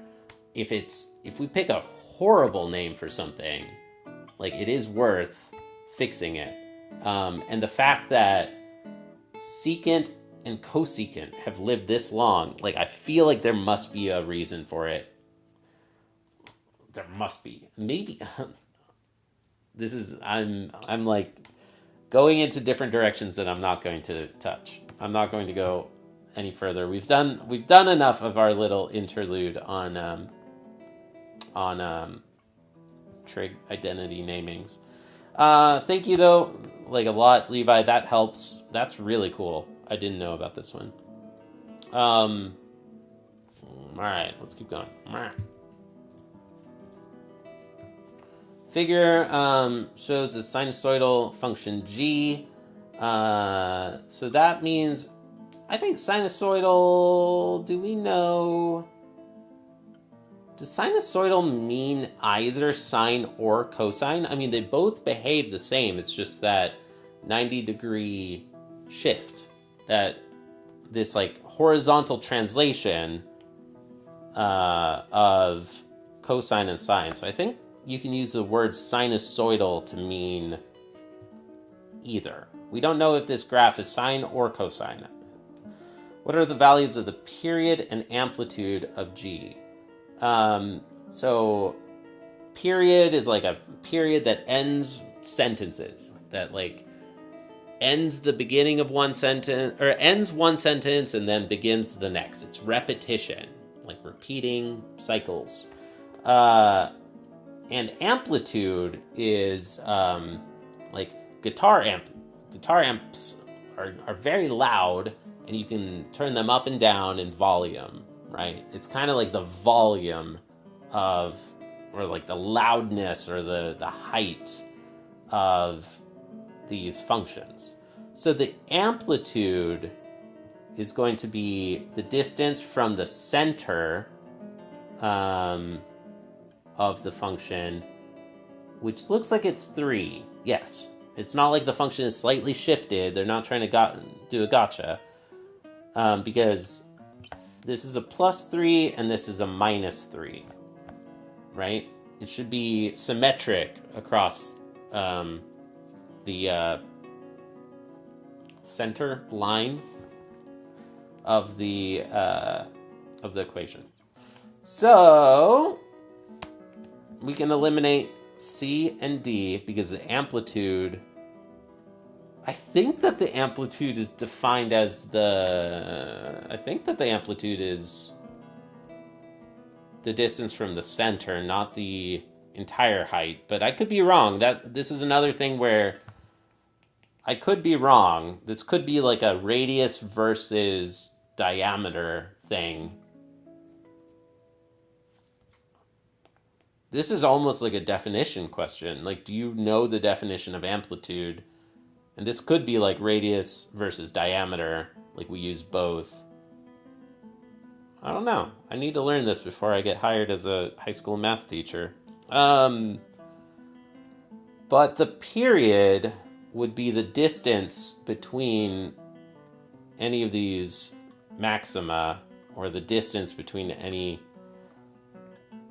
like how long the interval is until the next repetition starts. So I can see that the distance in the period is 8. So I wouldn't be completely shocked if the answer was D instead. I wouldn't be shocked, but I'm pretty sure that amplitude is distance from the center. Yeah. Let's keep going. Wouldn't be completely shocked though. 8 apart. And we're done. This page is intentionally left blank. I didn't think that we were... Oh, wait. Oh, no. No, we got more. Which of the following is a graph of the polar function?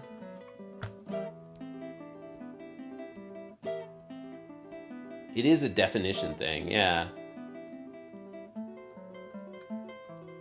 Oh, in my opinion, the only big math notation sin is function composition.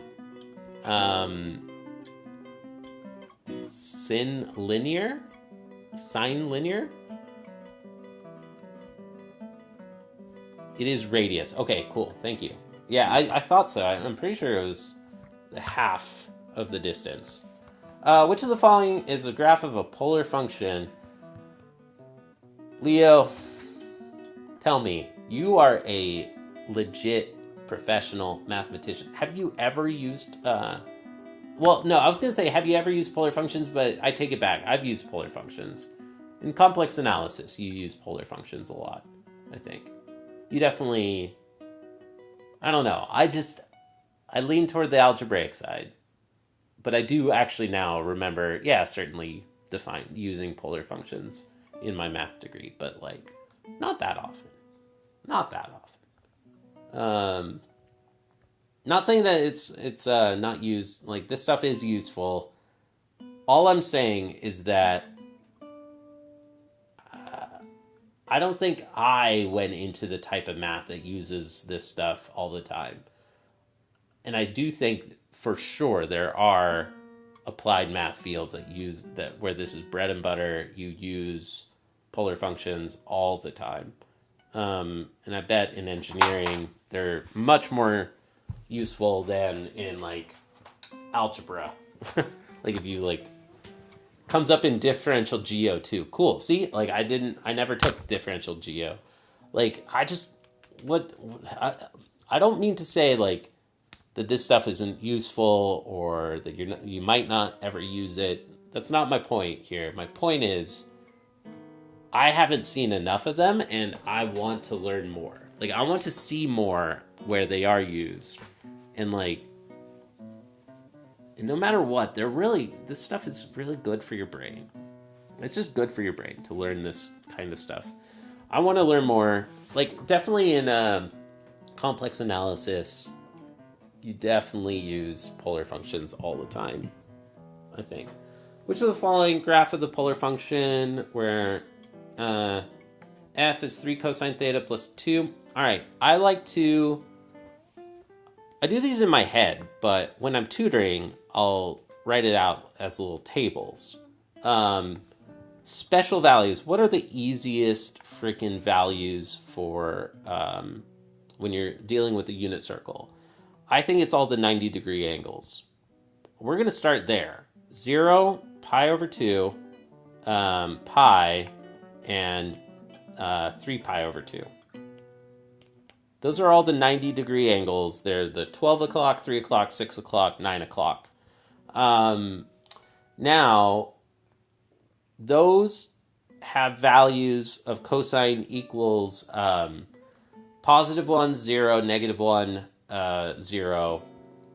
So it's fairly straightforward to see what the values of the radius should be at those different angles. So when theta is 0, cosine is the x value, so the value is 5.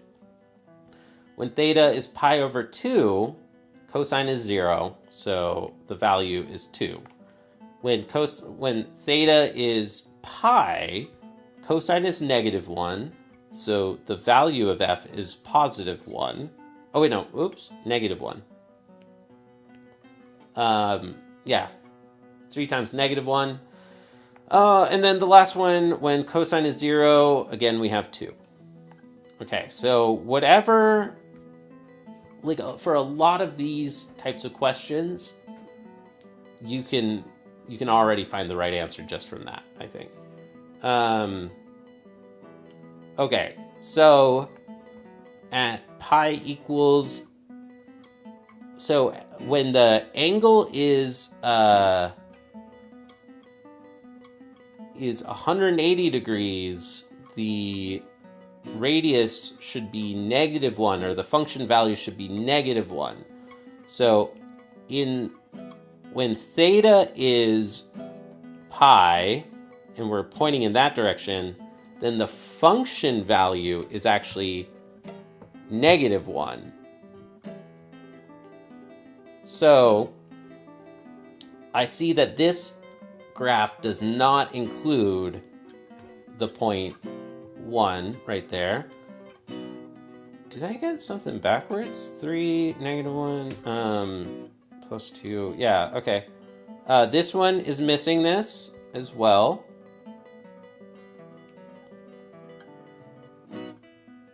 See, this is the only one that matched that one point that I was trying to illustrate this idea with.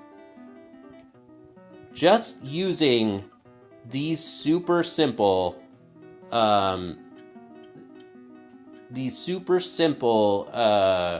special values, like the easiest values on the unit circle to use, I was able to choose one of them.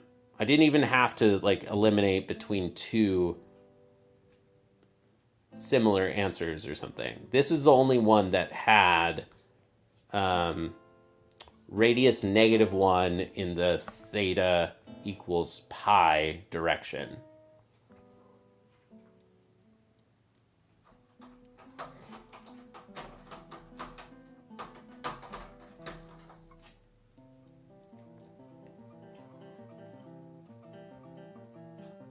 I was thinking of taking a function f and replacing z equals e to the I theta. That's what I was thinking. Like, you use that form of complex numbers all the time.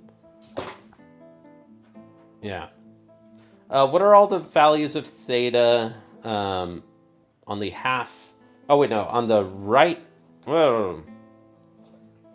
Okay.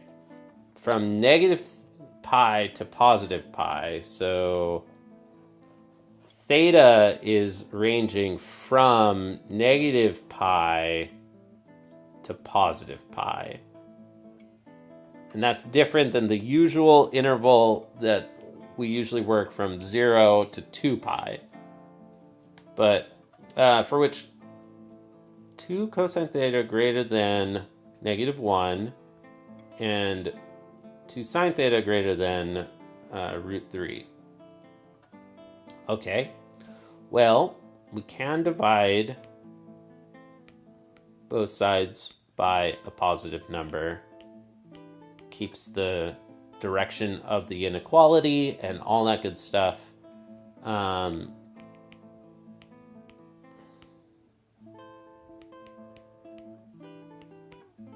So we need both of these equations to be true. And now these are in our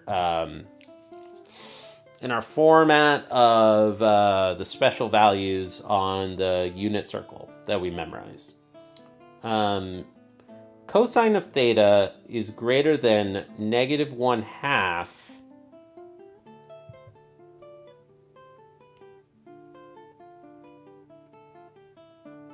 at those 2 points on the unit circle. So we'd have to think for a second. This point we saw earlier, that this first one was 2 pi over 3, and this bottom one was 4 pi over 3. But 4 pi over 3 is not in our interval. Our interval is not the standard interval of 0 to 2 pi. Now we're talking about pi, I think it was negative pi to positive pi. Yep. Are we allowed to have both endpoints? Like, theta equals negative pi and positive pi are both equivalent, so I'm a little surprised that this is a double bracket, but anyway, we probably won't need that fact here.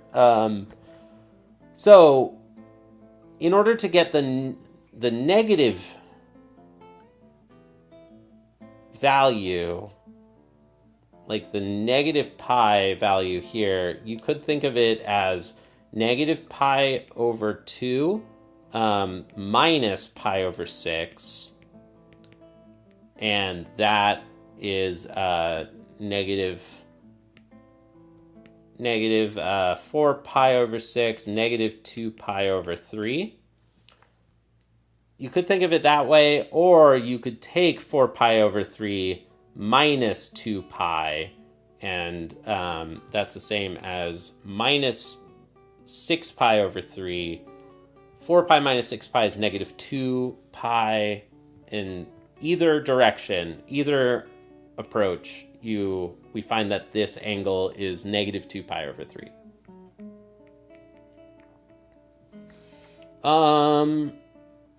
Okay, so those are contenders that satisfy like this interval from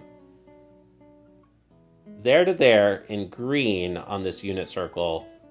That interval so far satisfies the strict inequality of 2 cosine theta greater than negative 1.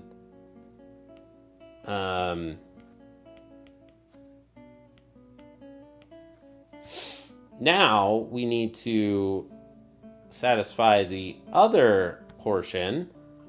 Yellow. We'll use yellow. Sine of theta greater than root 3 over 2.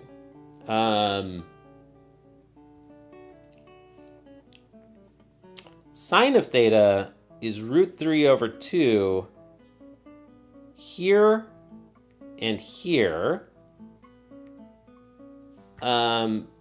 But it's not greater than root 3 over 2 at either of those 2 points, right? It is... Can I erase... Let's try that again.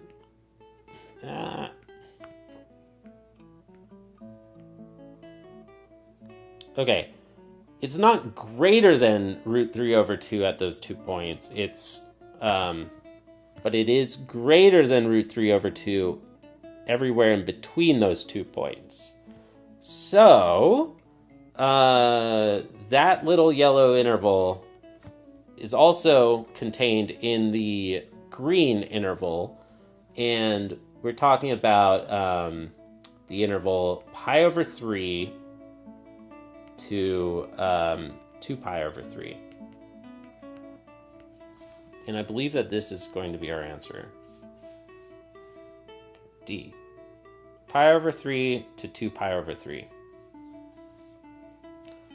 Let's see. Have a good day. Have a good day, Levi. Or have a good day, Leo, whoever's leaving. Yeah, I guess both of my mods are leaving. Uh-oh. Good to see y'all. Thanks for stopping by. Q series. I've never heard of Q series, dude. Interesting. All right, polar function. as theta increases on that interval, which of the following is true about the points of the graph? Okay.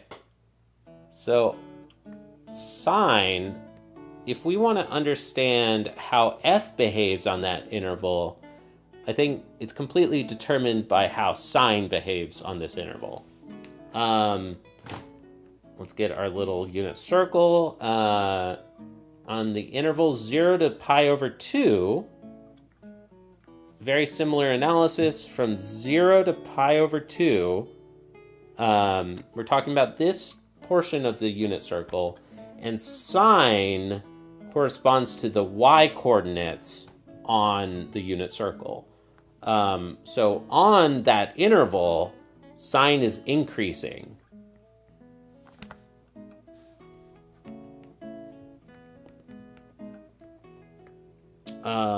On the interval from 0 to pi over 2.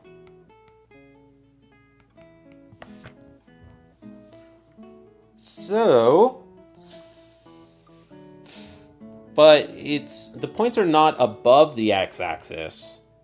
A is wrong because sine of 0 is 0, so it starts at -1. So the points on the graph are not above the x-axis. And in fact, yes, they're always going to be below the x-axis because the maximum value of sine is 1.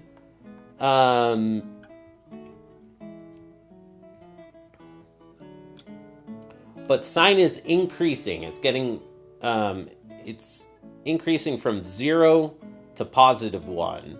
So f of theta ranges on that interval from -1 to 0. So the answer is C.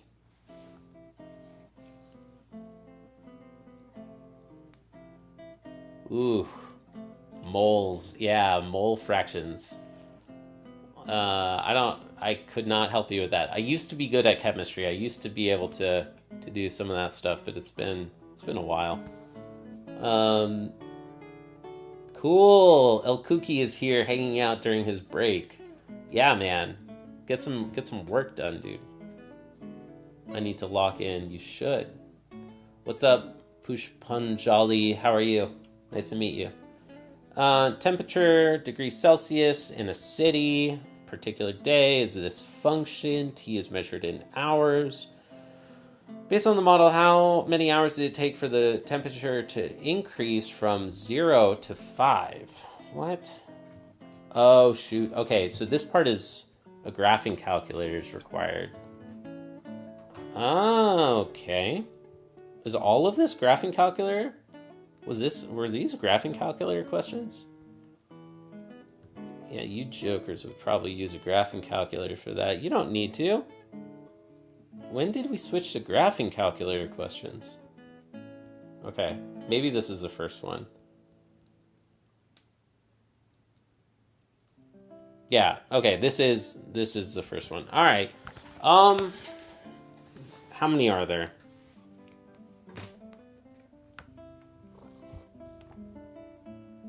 Okay.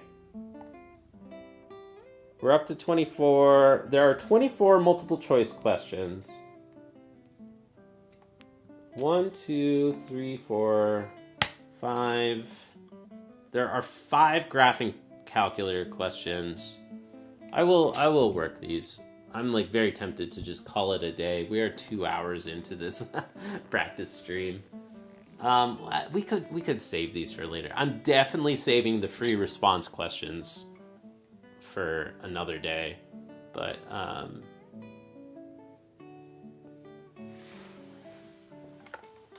can we try to do this by hand?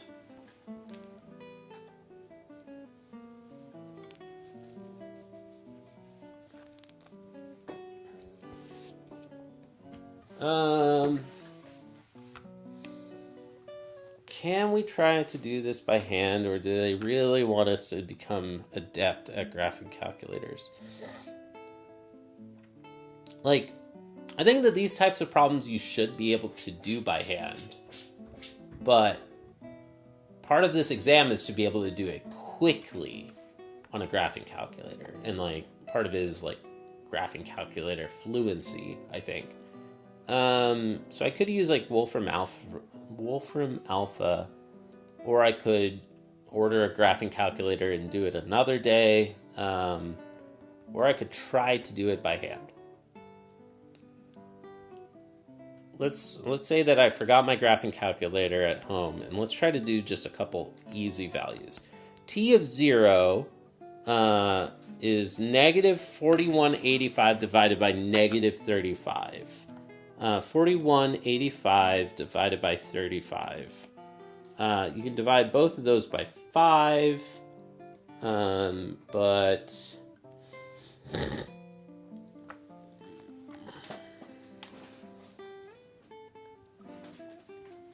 T is hours.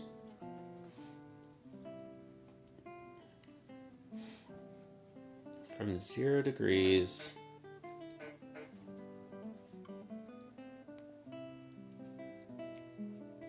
Okay. So we want to find T1 such that capital T of T1 equals 0. And we want to find another point, T2, where T of T2 equals 5. T of T1 equals 0 means that the numerator will equal 0. So we could try to factor that numerator, which, man, I don't know if I feel like doing this. It does seem like a graphing calculator kind of question, doesn't it? Be right back. I have to pee. Be right back.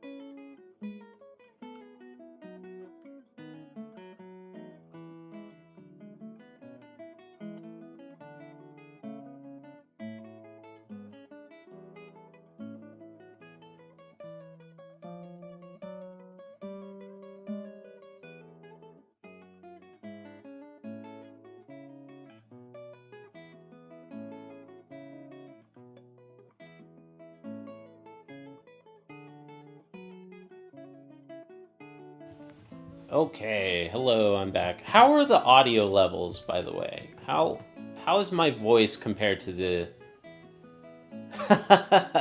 So God forbid JC does anything but linear algebra. He's disappeared again.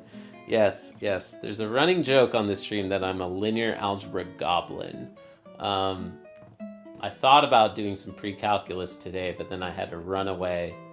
I just studied some linear algebra. Now I'm back. I'm ready to go again. Okay. So using a graphing calculator, we could solve that numerator. When does the numerator equal 0, and when does the numerator equal 5? Well, no. The first one, the numerator equals 0, is simpler, but then when the denominator, like, for the second point, we have to also use the denominator to calculate the value. T of t2 equal 5. I wonder if we could see that this function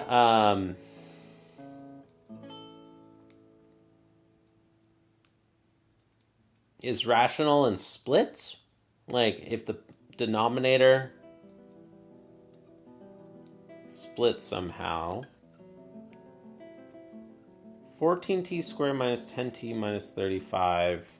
So the factors of 35 are 1 and 35, 5 and 7, and that's it.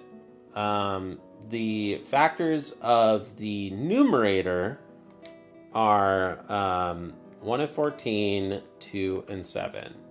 So then a rational root by the rational root theorem would be of the form plus or minus 1, 5, 7, 35. One of those divided by one of the factors of the leading coefficient, 1, 2, 7, 14. If I take a look at this, positive 1 is not going to work. Negative 1 also doesn't work.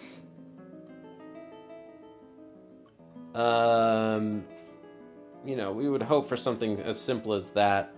What about 5? I don't think so. I think it's going to have to be a fractional part. Like the denominator is not 1.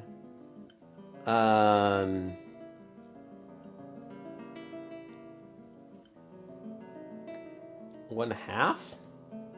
I'm just wondering, like I'm trying to kind of treat this like a free response question where you need to do a whole argument and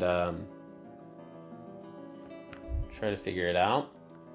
The audio is fine. Interesting. I'm actually trying to self-teach Calc 1 to 3. Oh, really? Cool. Well, you're going to be very excited. Tomorrow is not linear algebra. Tomorrow's Calculus 1. We're gonna do 3 streams in a row on Calculus 1. Today we're doing Precalculus, and then we're gonna do 3 calculus streams. So Sahid's I'm losing my goblinness bit by bit.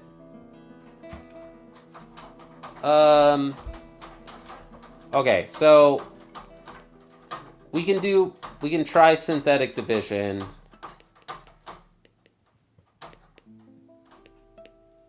I don't think that this is going to work. But let's see. 14, 7, 7 halves. Luna.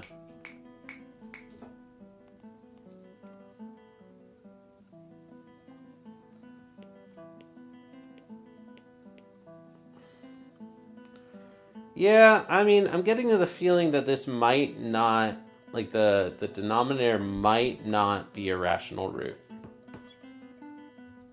So that it truly is like a graphing calculator fluency test.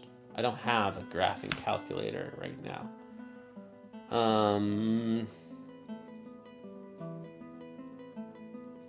Well, I can...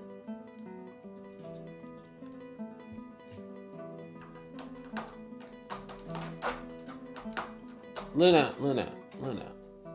So if I solve the denominator equals 0, those will be vertical asymptotes.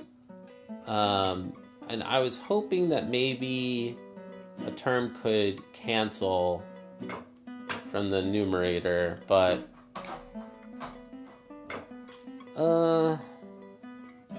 like if we do want or need to solve for vertical asymptotes for a problem like this, the denominator you could use the quadratic function on. Vertical asymptotes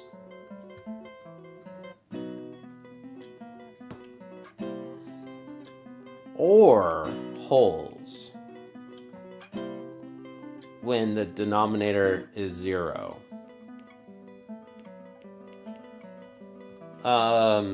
So we could use the quadratic equation.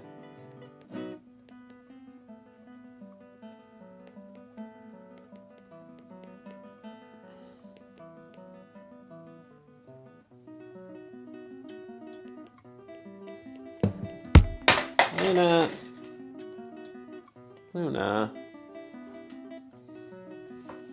Why?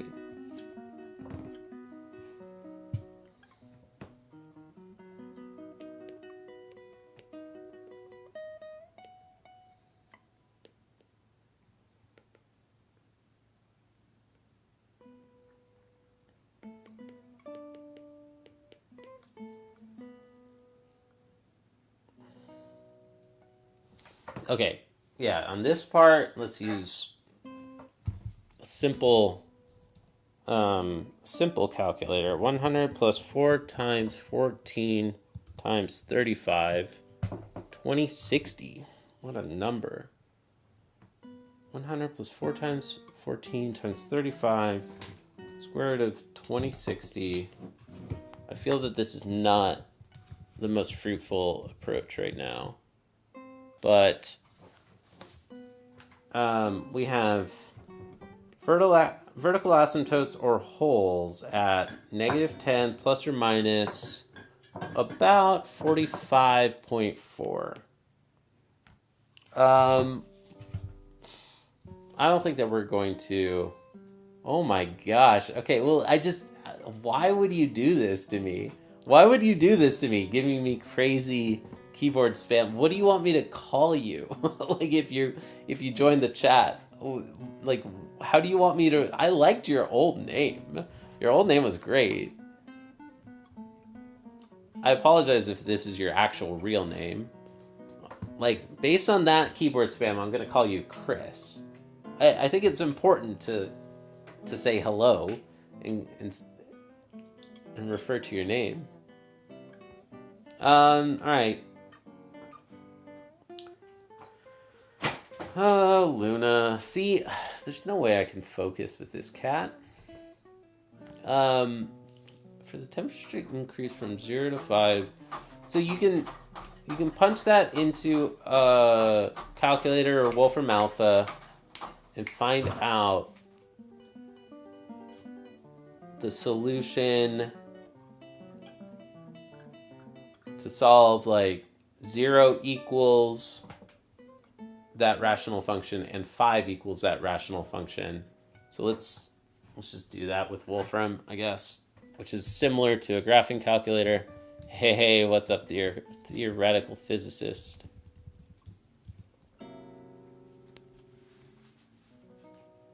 Like, I wonder if there's a smarter way on this.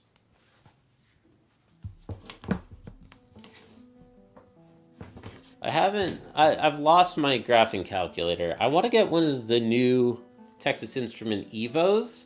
They look very pretty. They look very nice, like the new ones. Dude, could we get sponsored by Texas Instruments? I'll be repping their brand new, pretty, nice, fancy calculators all the time here. Could that happen? Could we get sponsored by the College Board? Why not? Hi, Luna. Hi. You're a good cat. I don't know if you can see her, but she's a good cat. Okay, let's type this in. 75 t cubed minus 836 t squared plus 3100t minus 4185 divided by 14t squared. I would probably skip this question. Even if I had a calculator, I would do this one last. Because the way I see right now, my strategy to solve this problem involves a lot of typing into a calculator. And this takes time. There might be a more clever way, but I just don't immediately see it. So I would move on to the next question. If I were solving this test, I would just move on, mark this one for review, come back to it, and do it last, I think. Even if I had a graphing calculator, because it just takes time to punch all that in. I think. Uh-huh.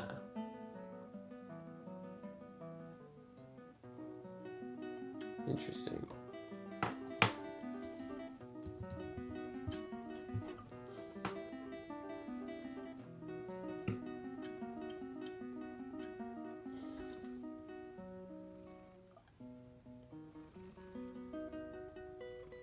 Okay, so using a calculator, a high-powered fancy calculator, I found T1 is approximately equal to 5.42. And then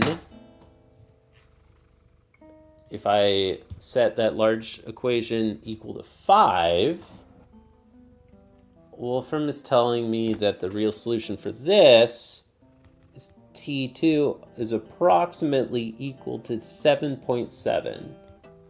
So then we're looking for an answer that's like 1.72. That's not any of the options.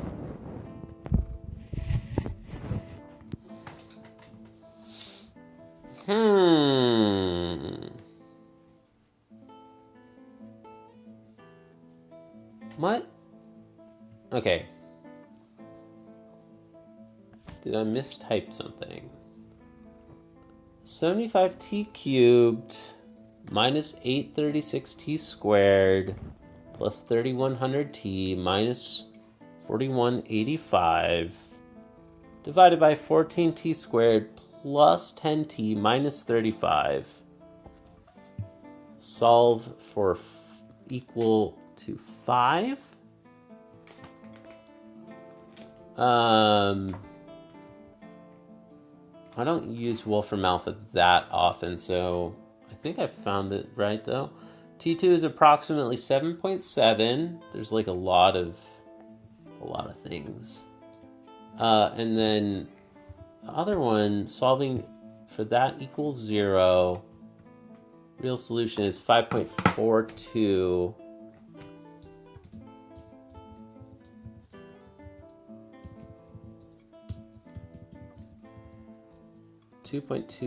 Oh, wait. Oh, I was... okay. Yeah, no, I'm so... Alright.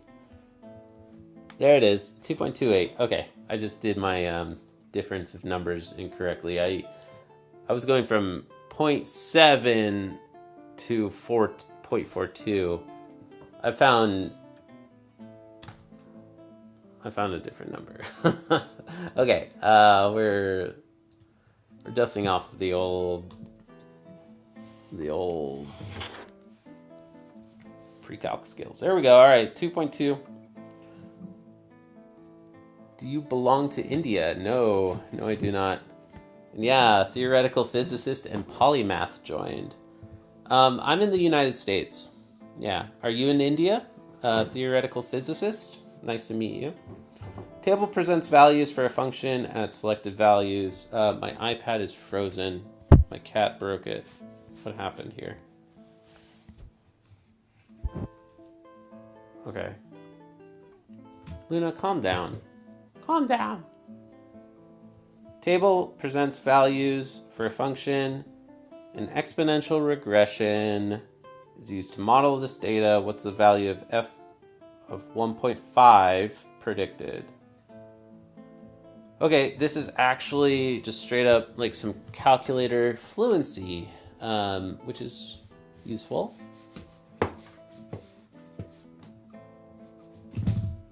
Luna, calm down. So, f of 1.5 is going to be between these two values. This function is an exponential function. which means that over time it grows quicker than before. JC's, no, I'm from the United States.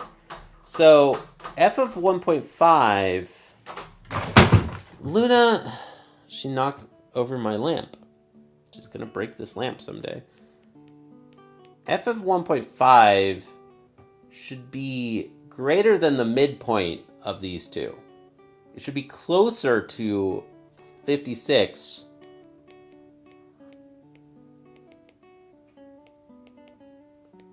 than 40. I wonder if we can eliminate anything based on that. No, they're all pretty similar. Well,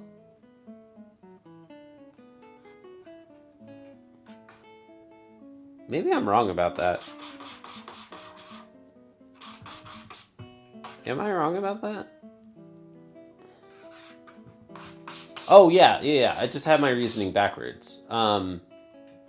It grows faster on the second interval, on the second half than the first half. So therefore, it should be closer to 40 than 56. Yeah. I got my reasoning backwards there. F of 1.5 closer to 40 than 56. Like,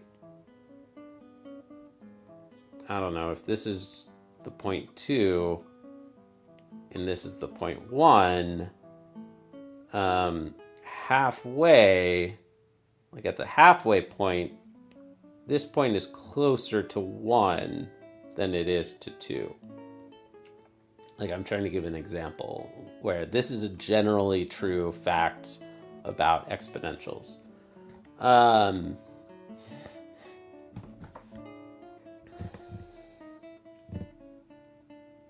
So this is extremely close to exactly half. My gut instinct is that it's going to be one of A or B.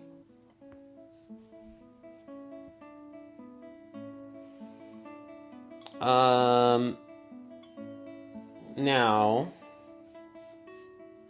let's see.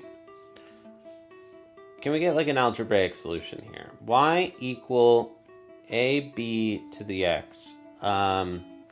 If x is 1 or -1, these are a little easier to work with, right? When x is 1, f of x is 40. So 40 equals a times b. A we expect to be somewhere between 15 and 40 and closer to 15. So 40 is AB, and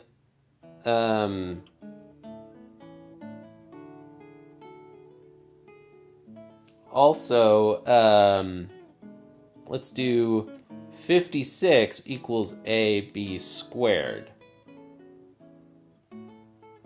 Therefore, using those last two data points, 56 equals AB squared and 40 equals AB, divide those two, second line divided by the first line, to get B equals 56 divided by 40.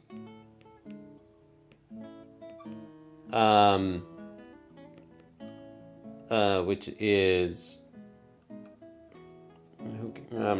let's see, 14 divided by 10, 7 halves, I think.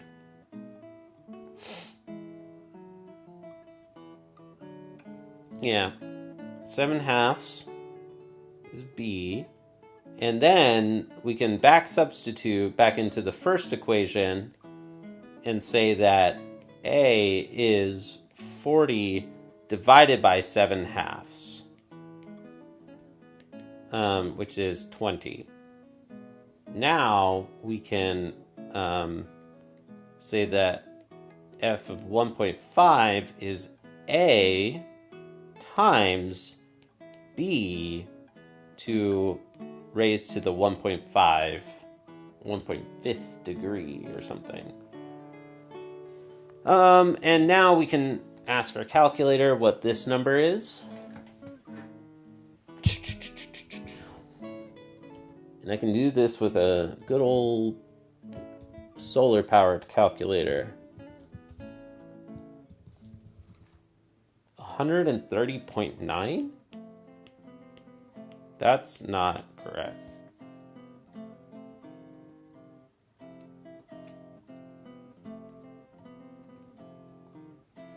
What went wrong with my reasoning?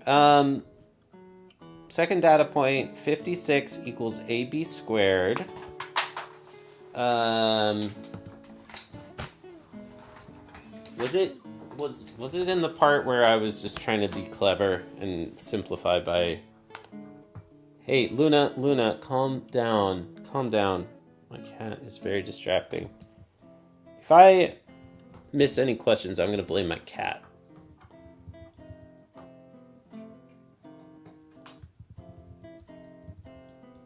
Yeah, I simplified this wrong. What happened here? Oh, 28 divided by 30, 14 divided by 10, 7. Oh my gosh, okay. Okay, 7/5. That's what I meant. It was in this last step. All right. Oops. So now A is 5/7 there, and then 7/5 here. And now we can ask our calculator again.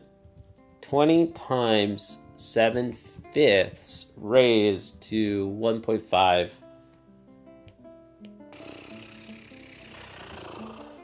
That's still not an option. Oh. A is not 20 anymore. 70. This is 10 times 5. This is 50. Yeah. That's right. I thought that, and then I forgot to actually complete that thought. Okay.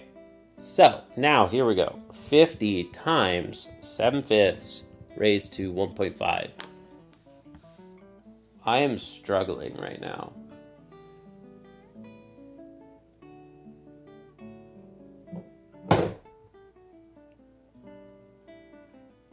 I've gotten 3 wrong answers now. 82.8. That's also not an option. I am struggling, but you see my reasoning here. Like, I think that this reasoning is reasonable. I think I just simplified something wrong. Equation 1. 40 equals AB comes from f of 1, f of 2 gives 56 equals AB squared. F of 2 divided by f of 1 then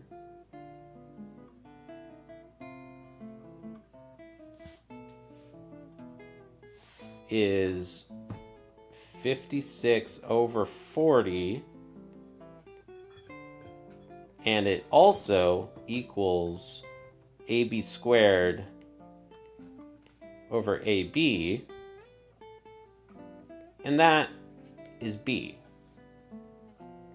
So B is 56 over 40, and I'm going to ask my handy dandy little calculator. That is 1.4.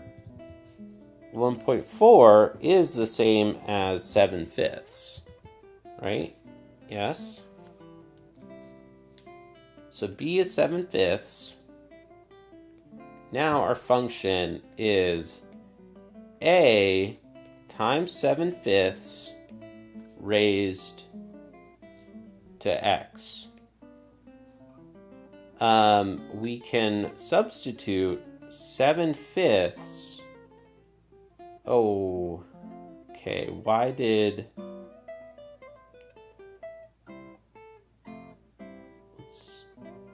I'm not sure what I did in some of those parts.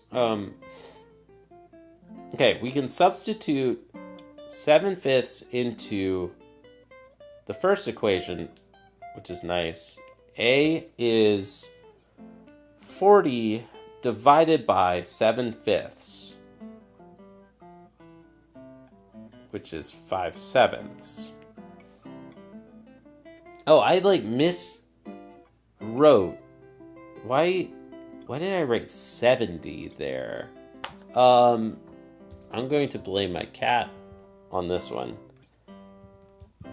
40 times 5 divided by 7 is 28.5. Approximately 28.57. There we go. Now we're getting something a little closer. And then f of 1.5 is approximately 28.57 times 1.4 to 1.5. 1.4 is the same as 7/5. Now we're doing good. Luna didn't do anything. She literally knocked over my lamp. She's sitting right in my knocked over lamp over here. I'm going to blame her. It's her fault on this one. 28.57 times 1.4. Not really, it's my fault. I just need to practice more. And that's why we're here. That's why we're practicing. 47.33. Okay. I think that some rounding errors we found, we should get this one. 47.33.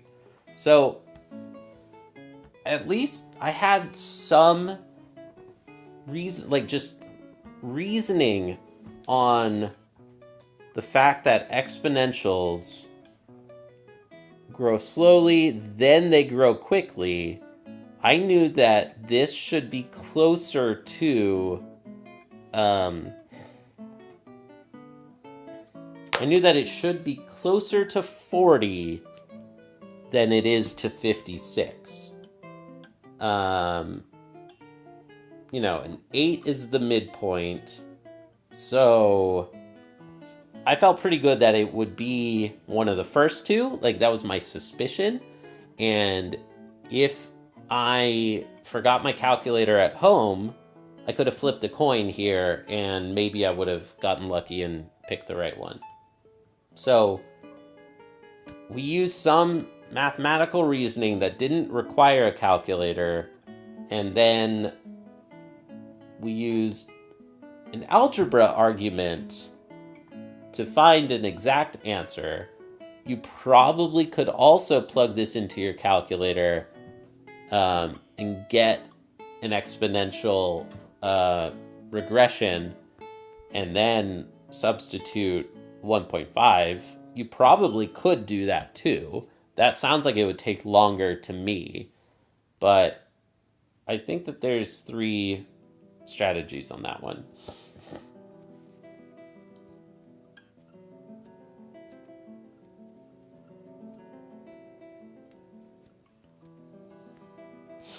Okay. So we're talking about increasing, decreasing.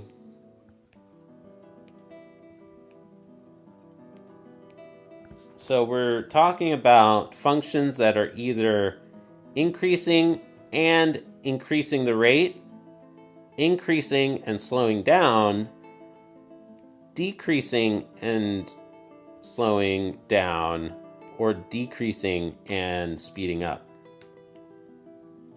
Or decreasing at a decreasing... This is decreasing at an increasing rate, I think. Increasing negative rate. I have to think about that. Now, on this, I think that you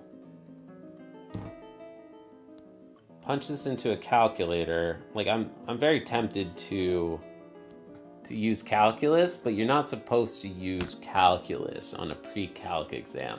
JC's brain power keeps decreasing at an increasing rate. Yeah, rude, but you're right. It's because I haven't drank coffee in about 30 minutes. Or 2.5 hours. This stream is going on way too long. Function is that.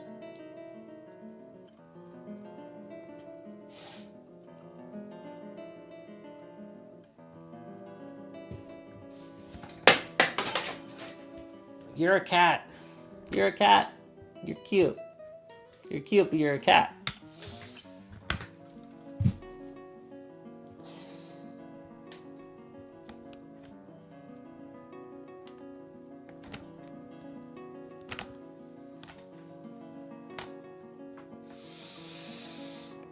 How can we find this? So,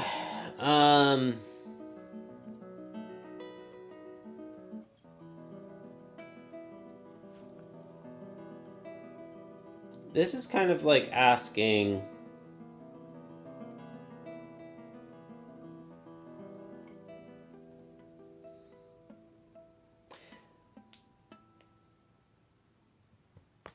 how well we understand this portion, because the rest doesn't actually matter. The other terms don't really matter. The constant isn't going to change whether the number of minutes of daylight is increasing or decreasing, and this constant amplitude doesn't really matter either. On day 150, we're talking about cosine of 2 pi over 365 times negative 22. Right? Like 150 minus 172. I've been struggling, so let's just pause and think about that for a second. And yes, that is negative 22. Luna, you're cute, but you're very annoying.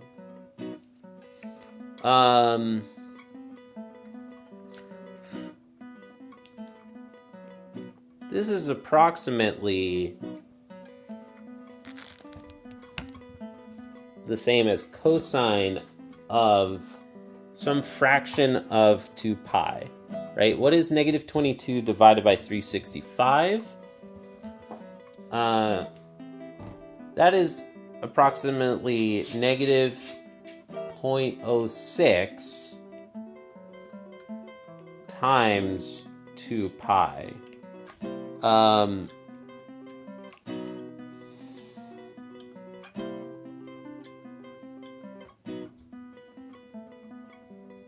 So that is, wouldn't that be negative 0.06 radians? In any case,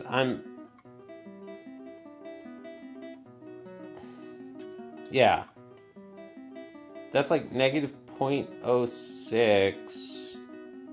Like, how does negative 0.06 compare to, let's see, negative 0.06 times 2, why did I just punch that into a calculator? Cosine of negative 0.12 pi. How does 0.12 compare to pi over 6? Negative 1/6 pi is negative 0.17 pi. So, as I thought, this is what I was guessing. Negative pi over 6 is this special angle. And then what the point is that we're analyzing is closer to the origin. So it's somewhere less than negative pi over 6. So cosine is increasing on that interval. The x value is increasing at that point, but it's decreasing how much it's increasing. So it's increasing at a decreasing rate, is A. Brother, I really like your lifestyle.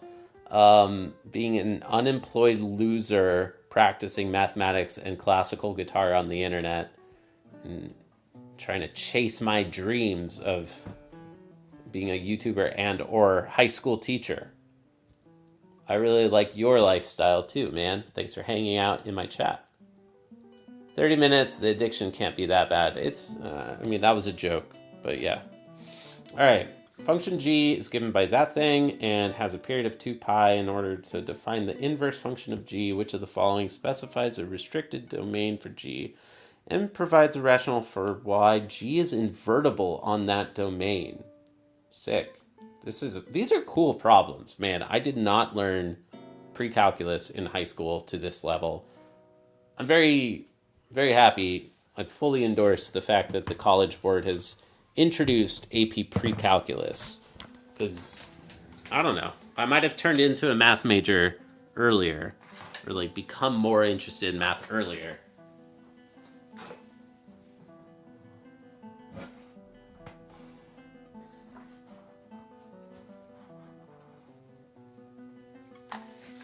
Okay, where are we?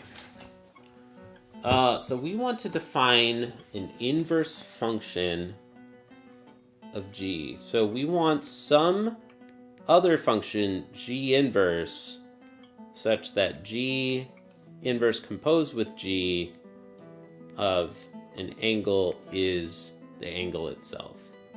I think that for a function like this, an inverse function, like a good standard example for this is like y equals e to the x, and the inverse function y equals natural log of x.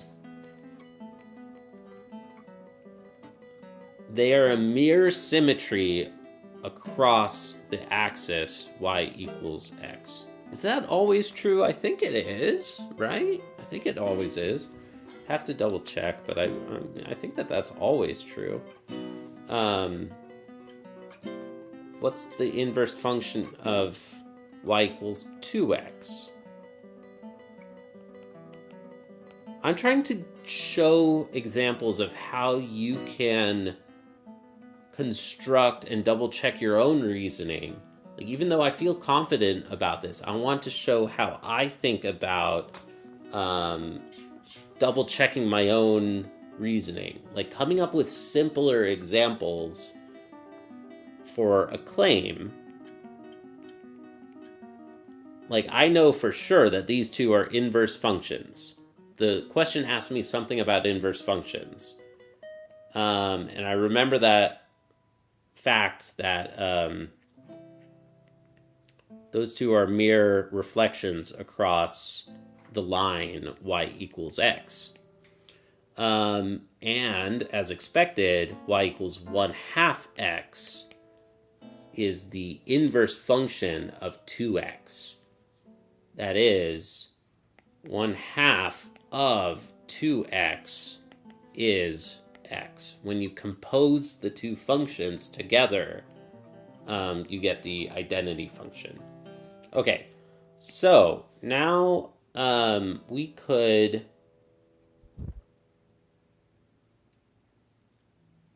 plot using a graphing calculator sine x minus cosine x. If we want to be awesome, we could try to do that by hand. At x equals 0, this plot would be the function would take the value -1. When theta is pi,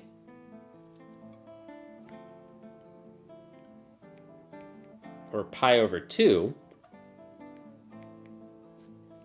when theta is pi, we would have sine is 0 again, and cosine is -1, so 0 minus -1 is +1.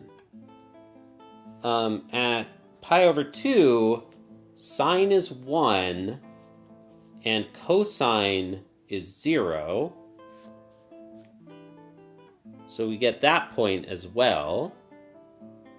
This is an interesting function. Is that right?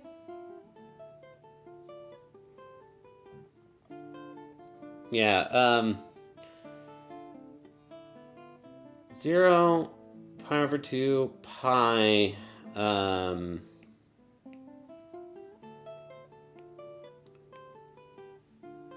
3 pi over 2. At 3 pi over 2, the value is -1. Neat.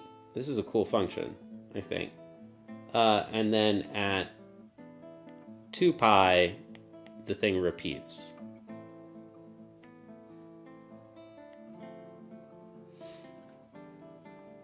Okay, super cool. So, I believe for the function to be invertible, there should be one x for every y. For the thing to be a function at all, there needs to be one y for every x. But for it to be invertible, the function needs to be 1 to 1. So it can't be invertible on the entire graph from the interval 0 all the way to pi. That's impossible because we have two y values that match.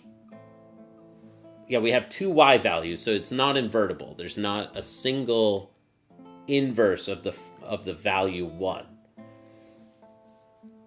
And by symmetry of...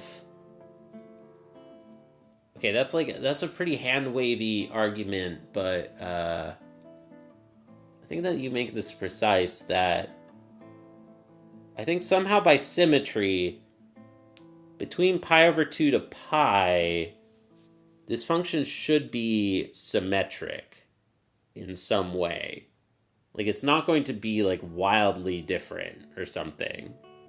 I don't think. I could be wrong, but in any case, you have a graphing calculator. You could just punch this in. It doesn't take that long for this one, and I'll check my work on this in a second with Wolfram, but I believe that, like, my first thought is that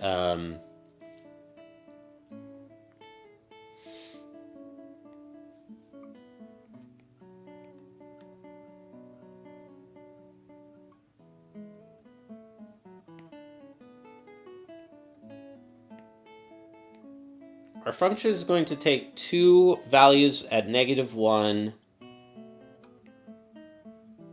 at -pi over 2, and 0. And I believe that the function is going to be symmetric on that interval.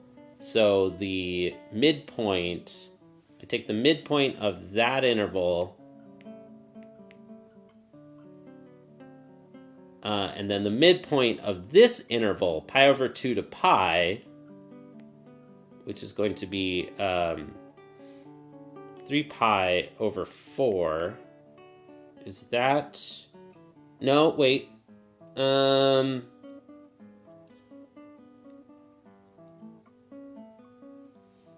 really depends on how the function behaves, actually. So let's actually get a couple more points to determine. How does this function behave when theta, when x or theta is negative pi over 4 and pi over 4? At pi over 4, we have root 2 over 2. Yeah, positive pi over 4, x and y on the unit circle, like the point at theta equals pi over 4, they're equal. So f should be 0. This would have been nice to plot and realize, but yeah. Then at negative pi over 4, we have sine of x is negative root 2 over 2 minus positive root 2 over 2. This is negative square root of 2. So negative square root of 2 is, I don't know, somewhere like around here, maybe. And then I do believe that the function is symmetric. It's going to start coming up again. And so then, like on this little neighborhood around that point, there's 2 y values for every, or 2 x values for every y value. So I believe that our interval of symmetry, we're going to have this portion where every y value has exactly 1 x value.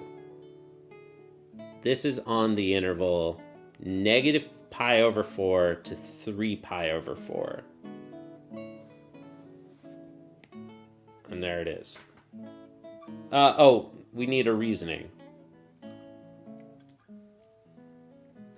Yep. Negative pi over 4 to 3 pi over 4, because all possible values of g of x occur without repeating on this interval. Yes, like there's only one y for every x. Or no, there's only one x for every y. No value of g of x repeats in that interval. Thanks, El Cookie. Yes, he is so serious with his studies in a healthy way. Dude, I want to get good. I want to get really good. Like really, really, really good. Okay, so the way that you get good is you practice. And I want to practice. I want to get good. So that's why I'm here. For real. Yeah, man. Get off of YouTube. Go practice. Go practice. Unless your goal is to get good at watching YouTube videos. Can we have a JC Eats channel? I thought you were saying J Cheats. I thought you were saying J Cheats. JC, we could do a cooking stream. We could do JC Practices cooking. Is that what you were trying to say? Or were you saying something different? JC Eats, right? I see JC Eats. Are you talking about like just eating food on stream? Sure. I'll do whatever you want if you pay me. It keeps editing my messages. What did you mean to say? Okay, so oh dude, I love these roller coaster problems. Look at those people. Note, figure not drawn to scale. Yeah. Alright, theme park thrill ride involves a tower and a carriage that rapidly moves passengers up and down. Lifted to the top, released 10 controlled bounces from the highest point to the lowest point and back to the highest point. So 10 controlled bounces, I'm guessing that it means probably 5 bounces up here. And 5 bounces, like 5 bounces above, 5 bounces below, maybe? from the highest point to the lowest point. Oh, no. 10 from the highest point to the lowest point and then back to the highest point. So that was valuable to write that and then fix it as I read. 10 bounces from the highest point and back to the highest point. A point X is located on the bottom of the carriage. The height of X above the ground in feet can be modeled by a periodic function H. At time t equals 0, X is at its highest point of 120 feet. So our function X starts with them at the top when t equals 0. The lowest point for X is at a height of 20 feet. Okay? The next time X is at its highest point is a time t equals 8 seconds. Okay, so the fact that this is 8 seconds is when it repeats. JC Luna channel, nah. You all already get plenty of Luna. Okay, so our period, sine's normal period is 2 pi. But we want to scale this in a way that when t is 8, then the function value, the argument of sine repeats. How do I make that more precise?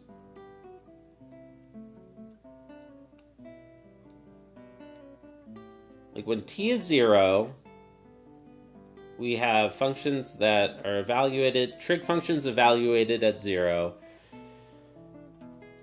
When t is 8, we want it to repeat. So I see pretty quickly that it's going to be A or B. Like pi over 4 t.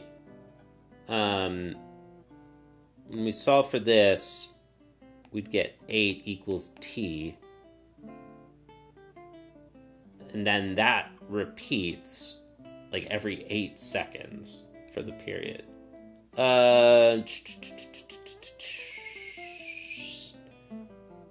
it's one of these first two, and then we need to use the fact that like at x equals 0, we want it to be at its maximum.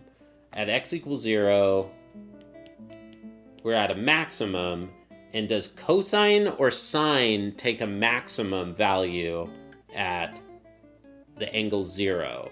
It's cosine. Because cosine of 0 is 1, right? And that's a maximum value of cosine. So the answer is B. And we're done. There's no world in which I'm doing the free responses today, because we're already 3 hours into this practice stream. Let's grade it. Dude, oh my god. I'm a little nervous. I want to get a perfect score. I want to do this so many times. Do it slowly enough and like carefully enough that we get a perfect score on this. I'm a little nervous. I mean, not really, but we'll see what happens. Y'all, moment of truth here.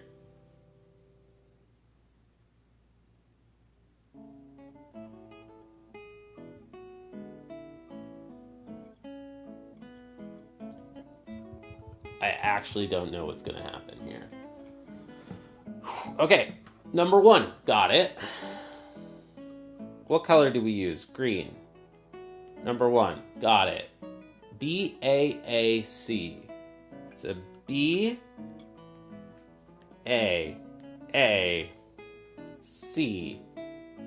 Heck yeah, we got those. C-C-D-B. C-C-D-B.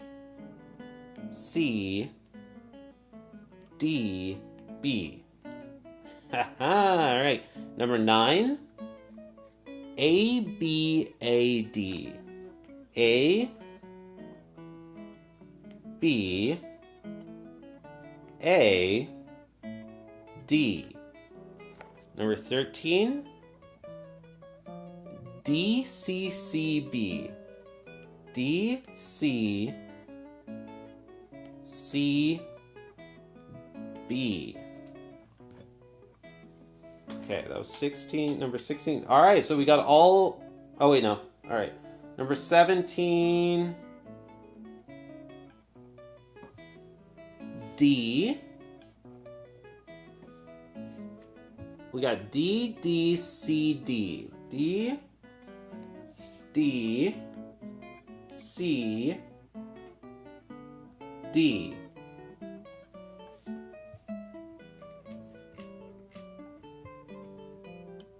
A, B, B. No, I missed one. All right, number 21. I thought that... Oh, dude, this... I feel like if I had a graphing calculator, I would have gotten this one.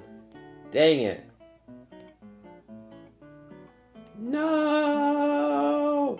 Alright, I need to practice my graphing calculator skills, but at least I had a good point here that I felt like it would be either one of these two, and I'm not sure what went wrong. I found an answer that wasn't quite correct for either of them, and so I wonder if it's a rounding error. It might have been a rounding error. I don't know, man. I don't know what happened. I'll have to check that one again. 21 should have been A. Oh well. 22 A. Man, I thought we had it. 22 A. 23 B and B. We're so close, dude. We're so close. Bro, go back to 6. I missed something. Oh, Big Cookie Beast. Were you working it with me? Heck yeah, man. Yeah, we could work 6 again. I'll try to do that other one all over again. We're so close.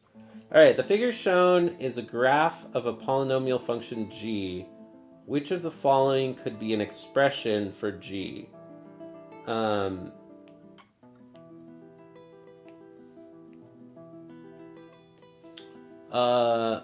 We could try to rework it if you'd like. Can I duplicate this page?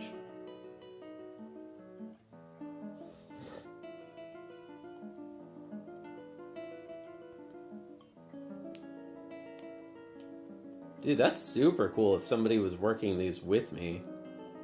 Yeah, I could try to give you my reasoning and rework it if you want. Or, I mean, obviously you could rewatch the... Hey, by the way, they're jcpractices@gmail.com. Thank you for bringing us back to this one. If anybody wants tutoring, I can get you to get every question but one correct on the AP Precalc. No, I just missed you work. Okay, you good now. Okay, cool. Nice. All right, well then I won't rework it then. Y'all, this has been a pleasure today. Let's see if we can rework the one that we missed. I struggled on this one. I felt like, okay, something is off about this. And of course, I would have run out of time. This was not an accurate at all simulation of the exam. You got to do these like way quicker than I did.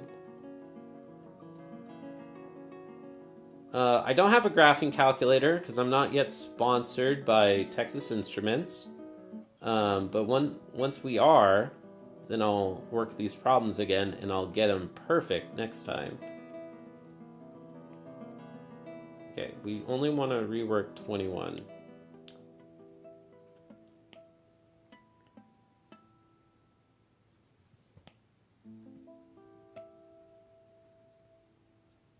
Dude, I thought we were gonna get it. Dang. Okay, let's start from scratch on this one. Let's just start over. And I'll try to pretend I don't know which the answer is. Table presents values for a function f at selected values of x. An exponential regression is used to model these data, right? So, I like my reasoning still that we know y equals ab to the x. Therefore, 56 equals a b squared, and 40 equals ab. Therefore, b is 56 over 40.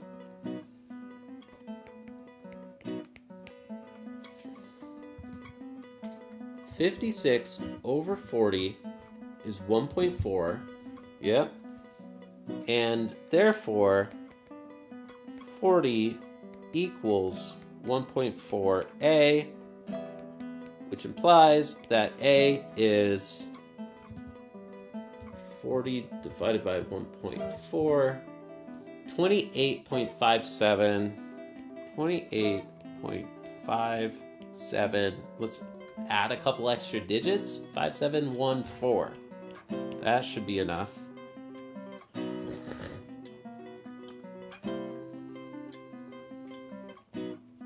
Therefore,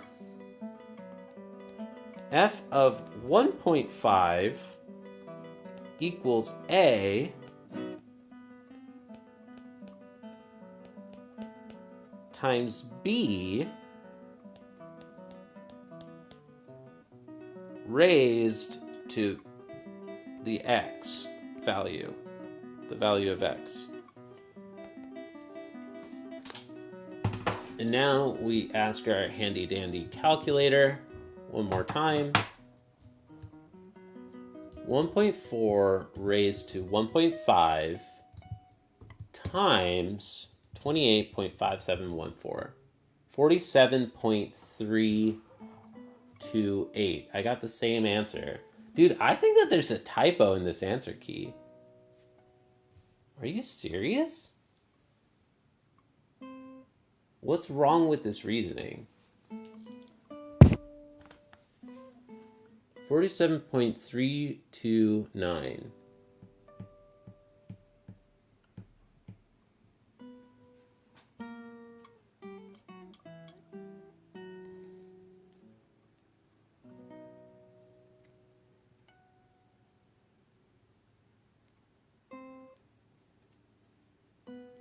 Is it the fact that we have to use an exponential regression?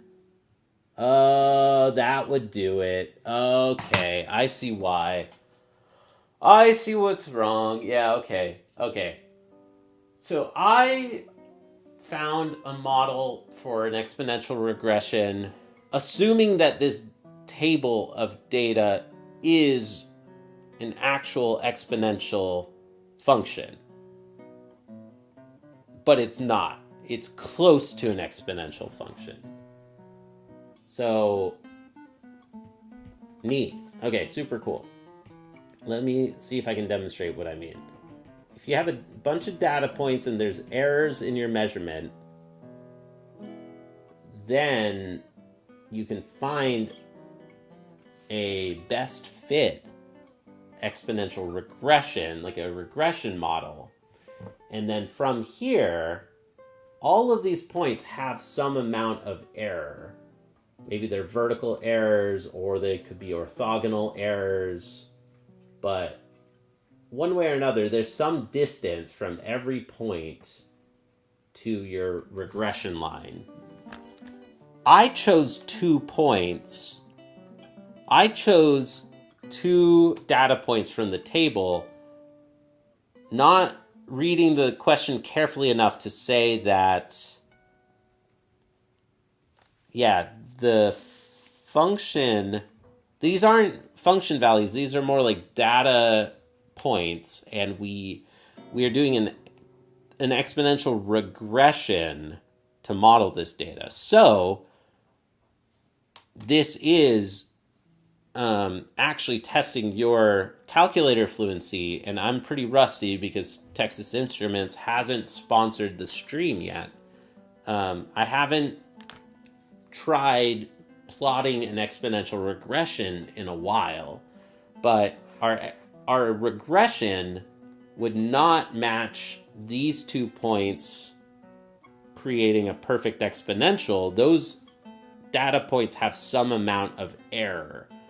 According to the, they have some amount of error compared to the best fit regression.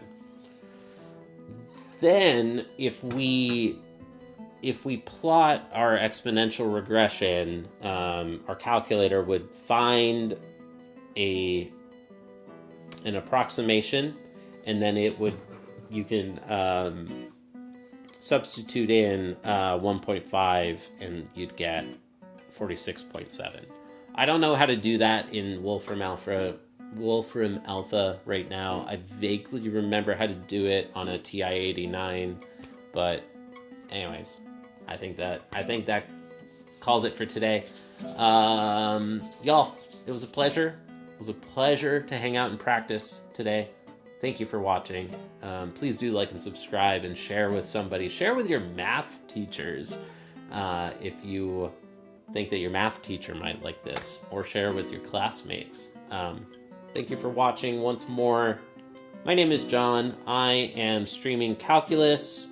Yeah, you can call me John, or you could call me JC, John Crossley. And you can email me right here.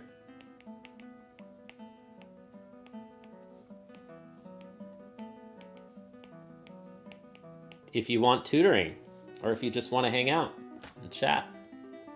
We can get them to sponsor your video. Let's do it. Let's do it. Let's all email Texas Instruments and the College Board and tell them to sponsor me. Thanks for watching. Yeah, it was a pleasure. Tomorrow we're going to restart our series on calculus.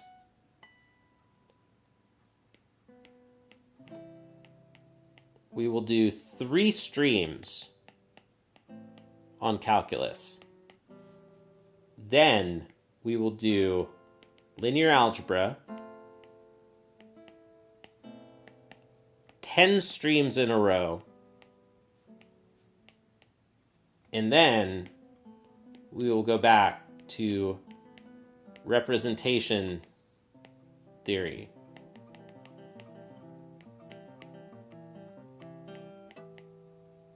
For 3 streams.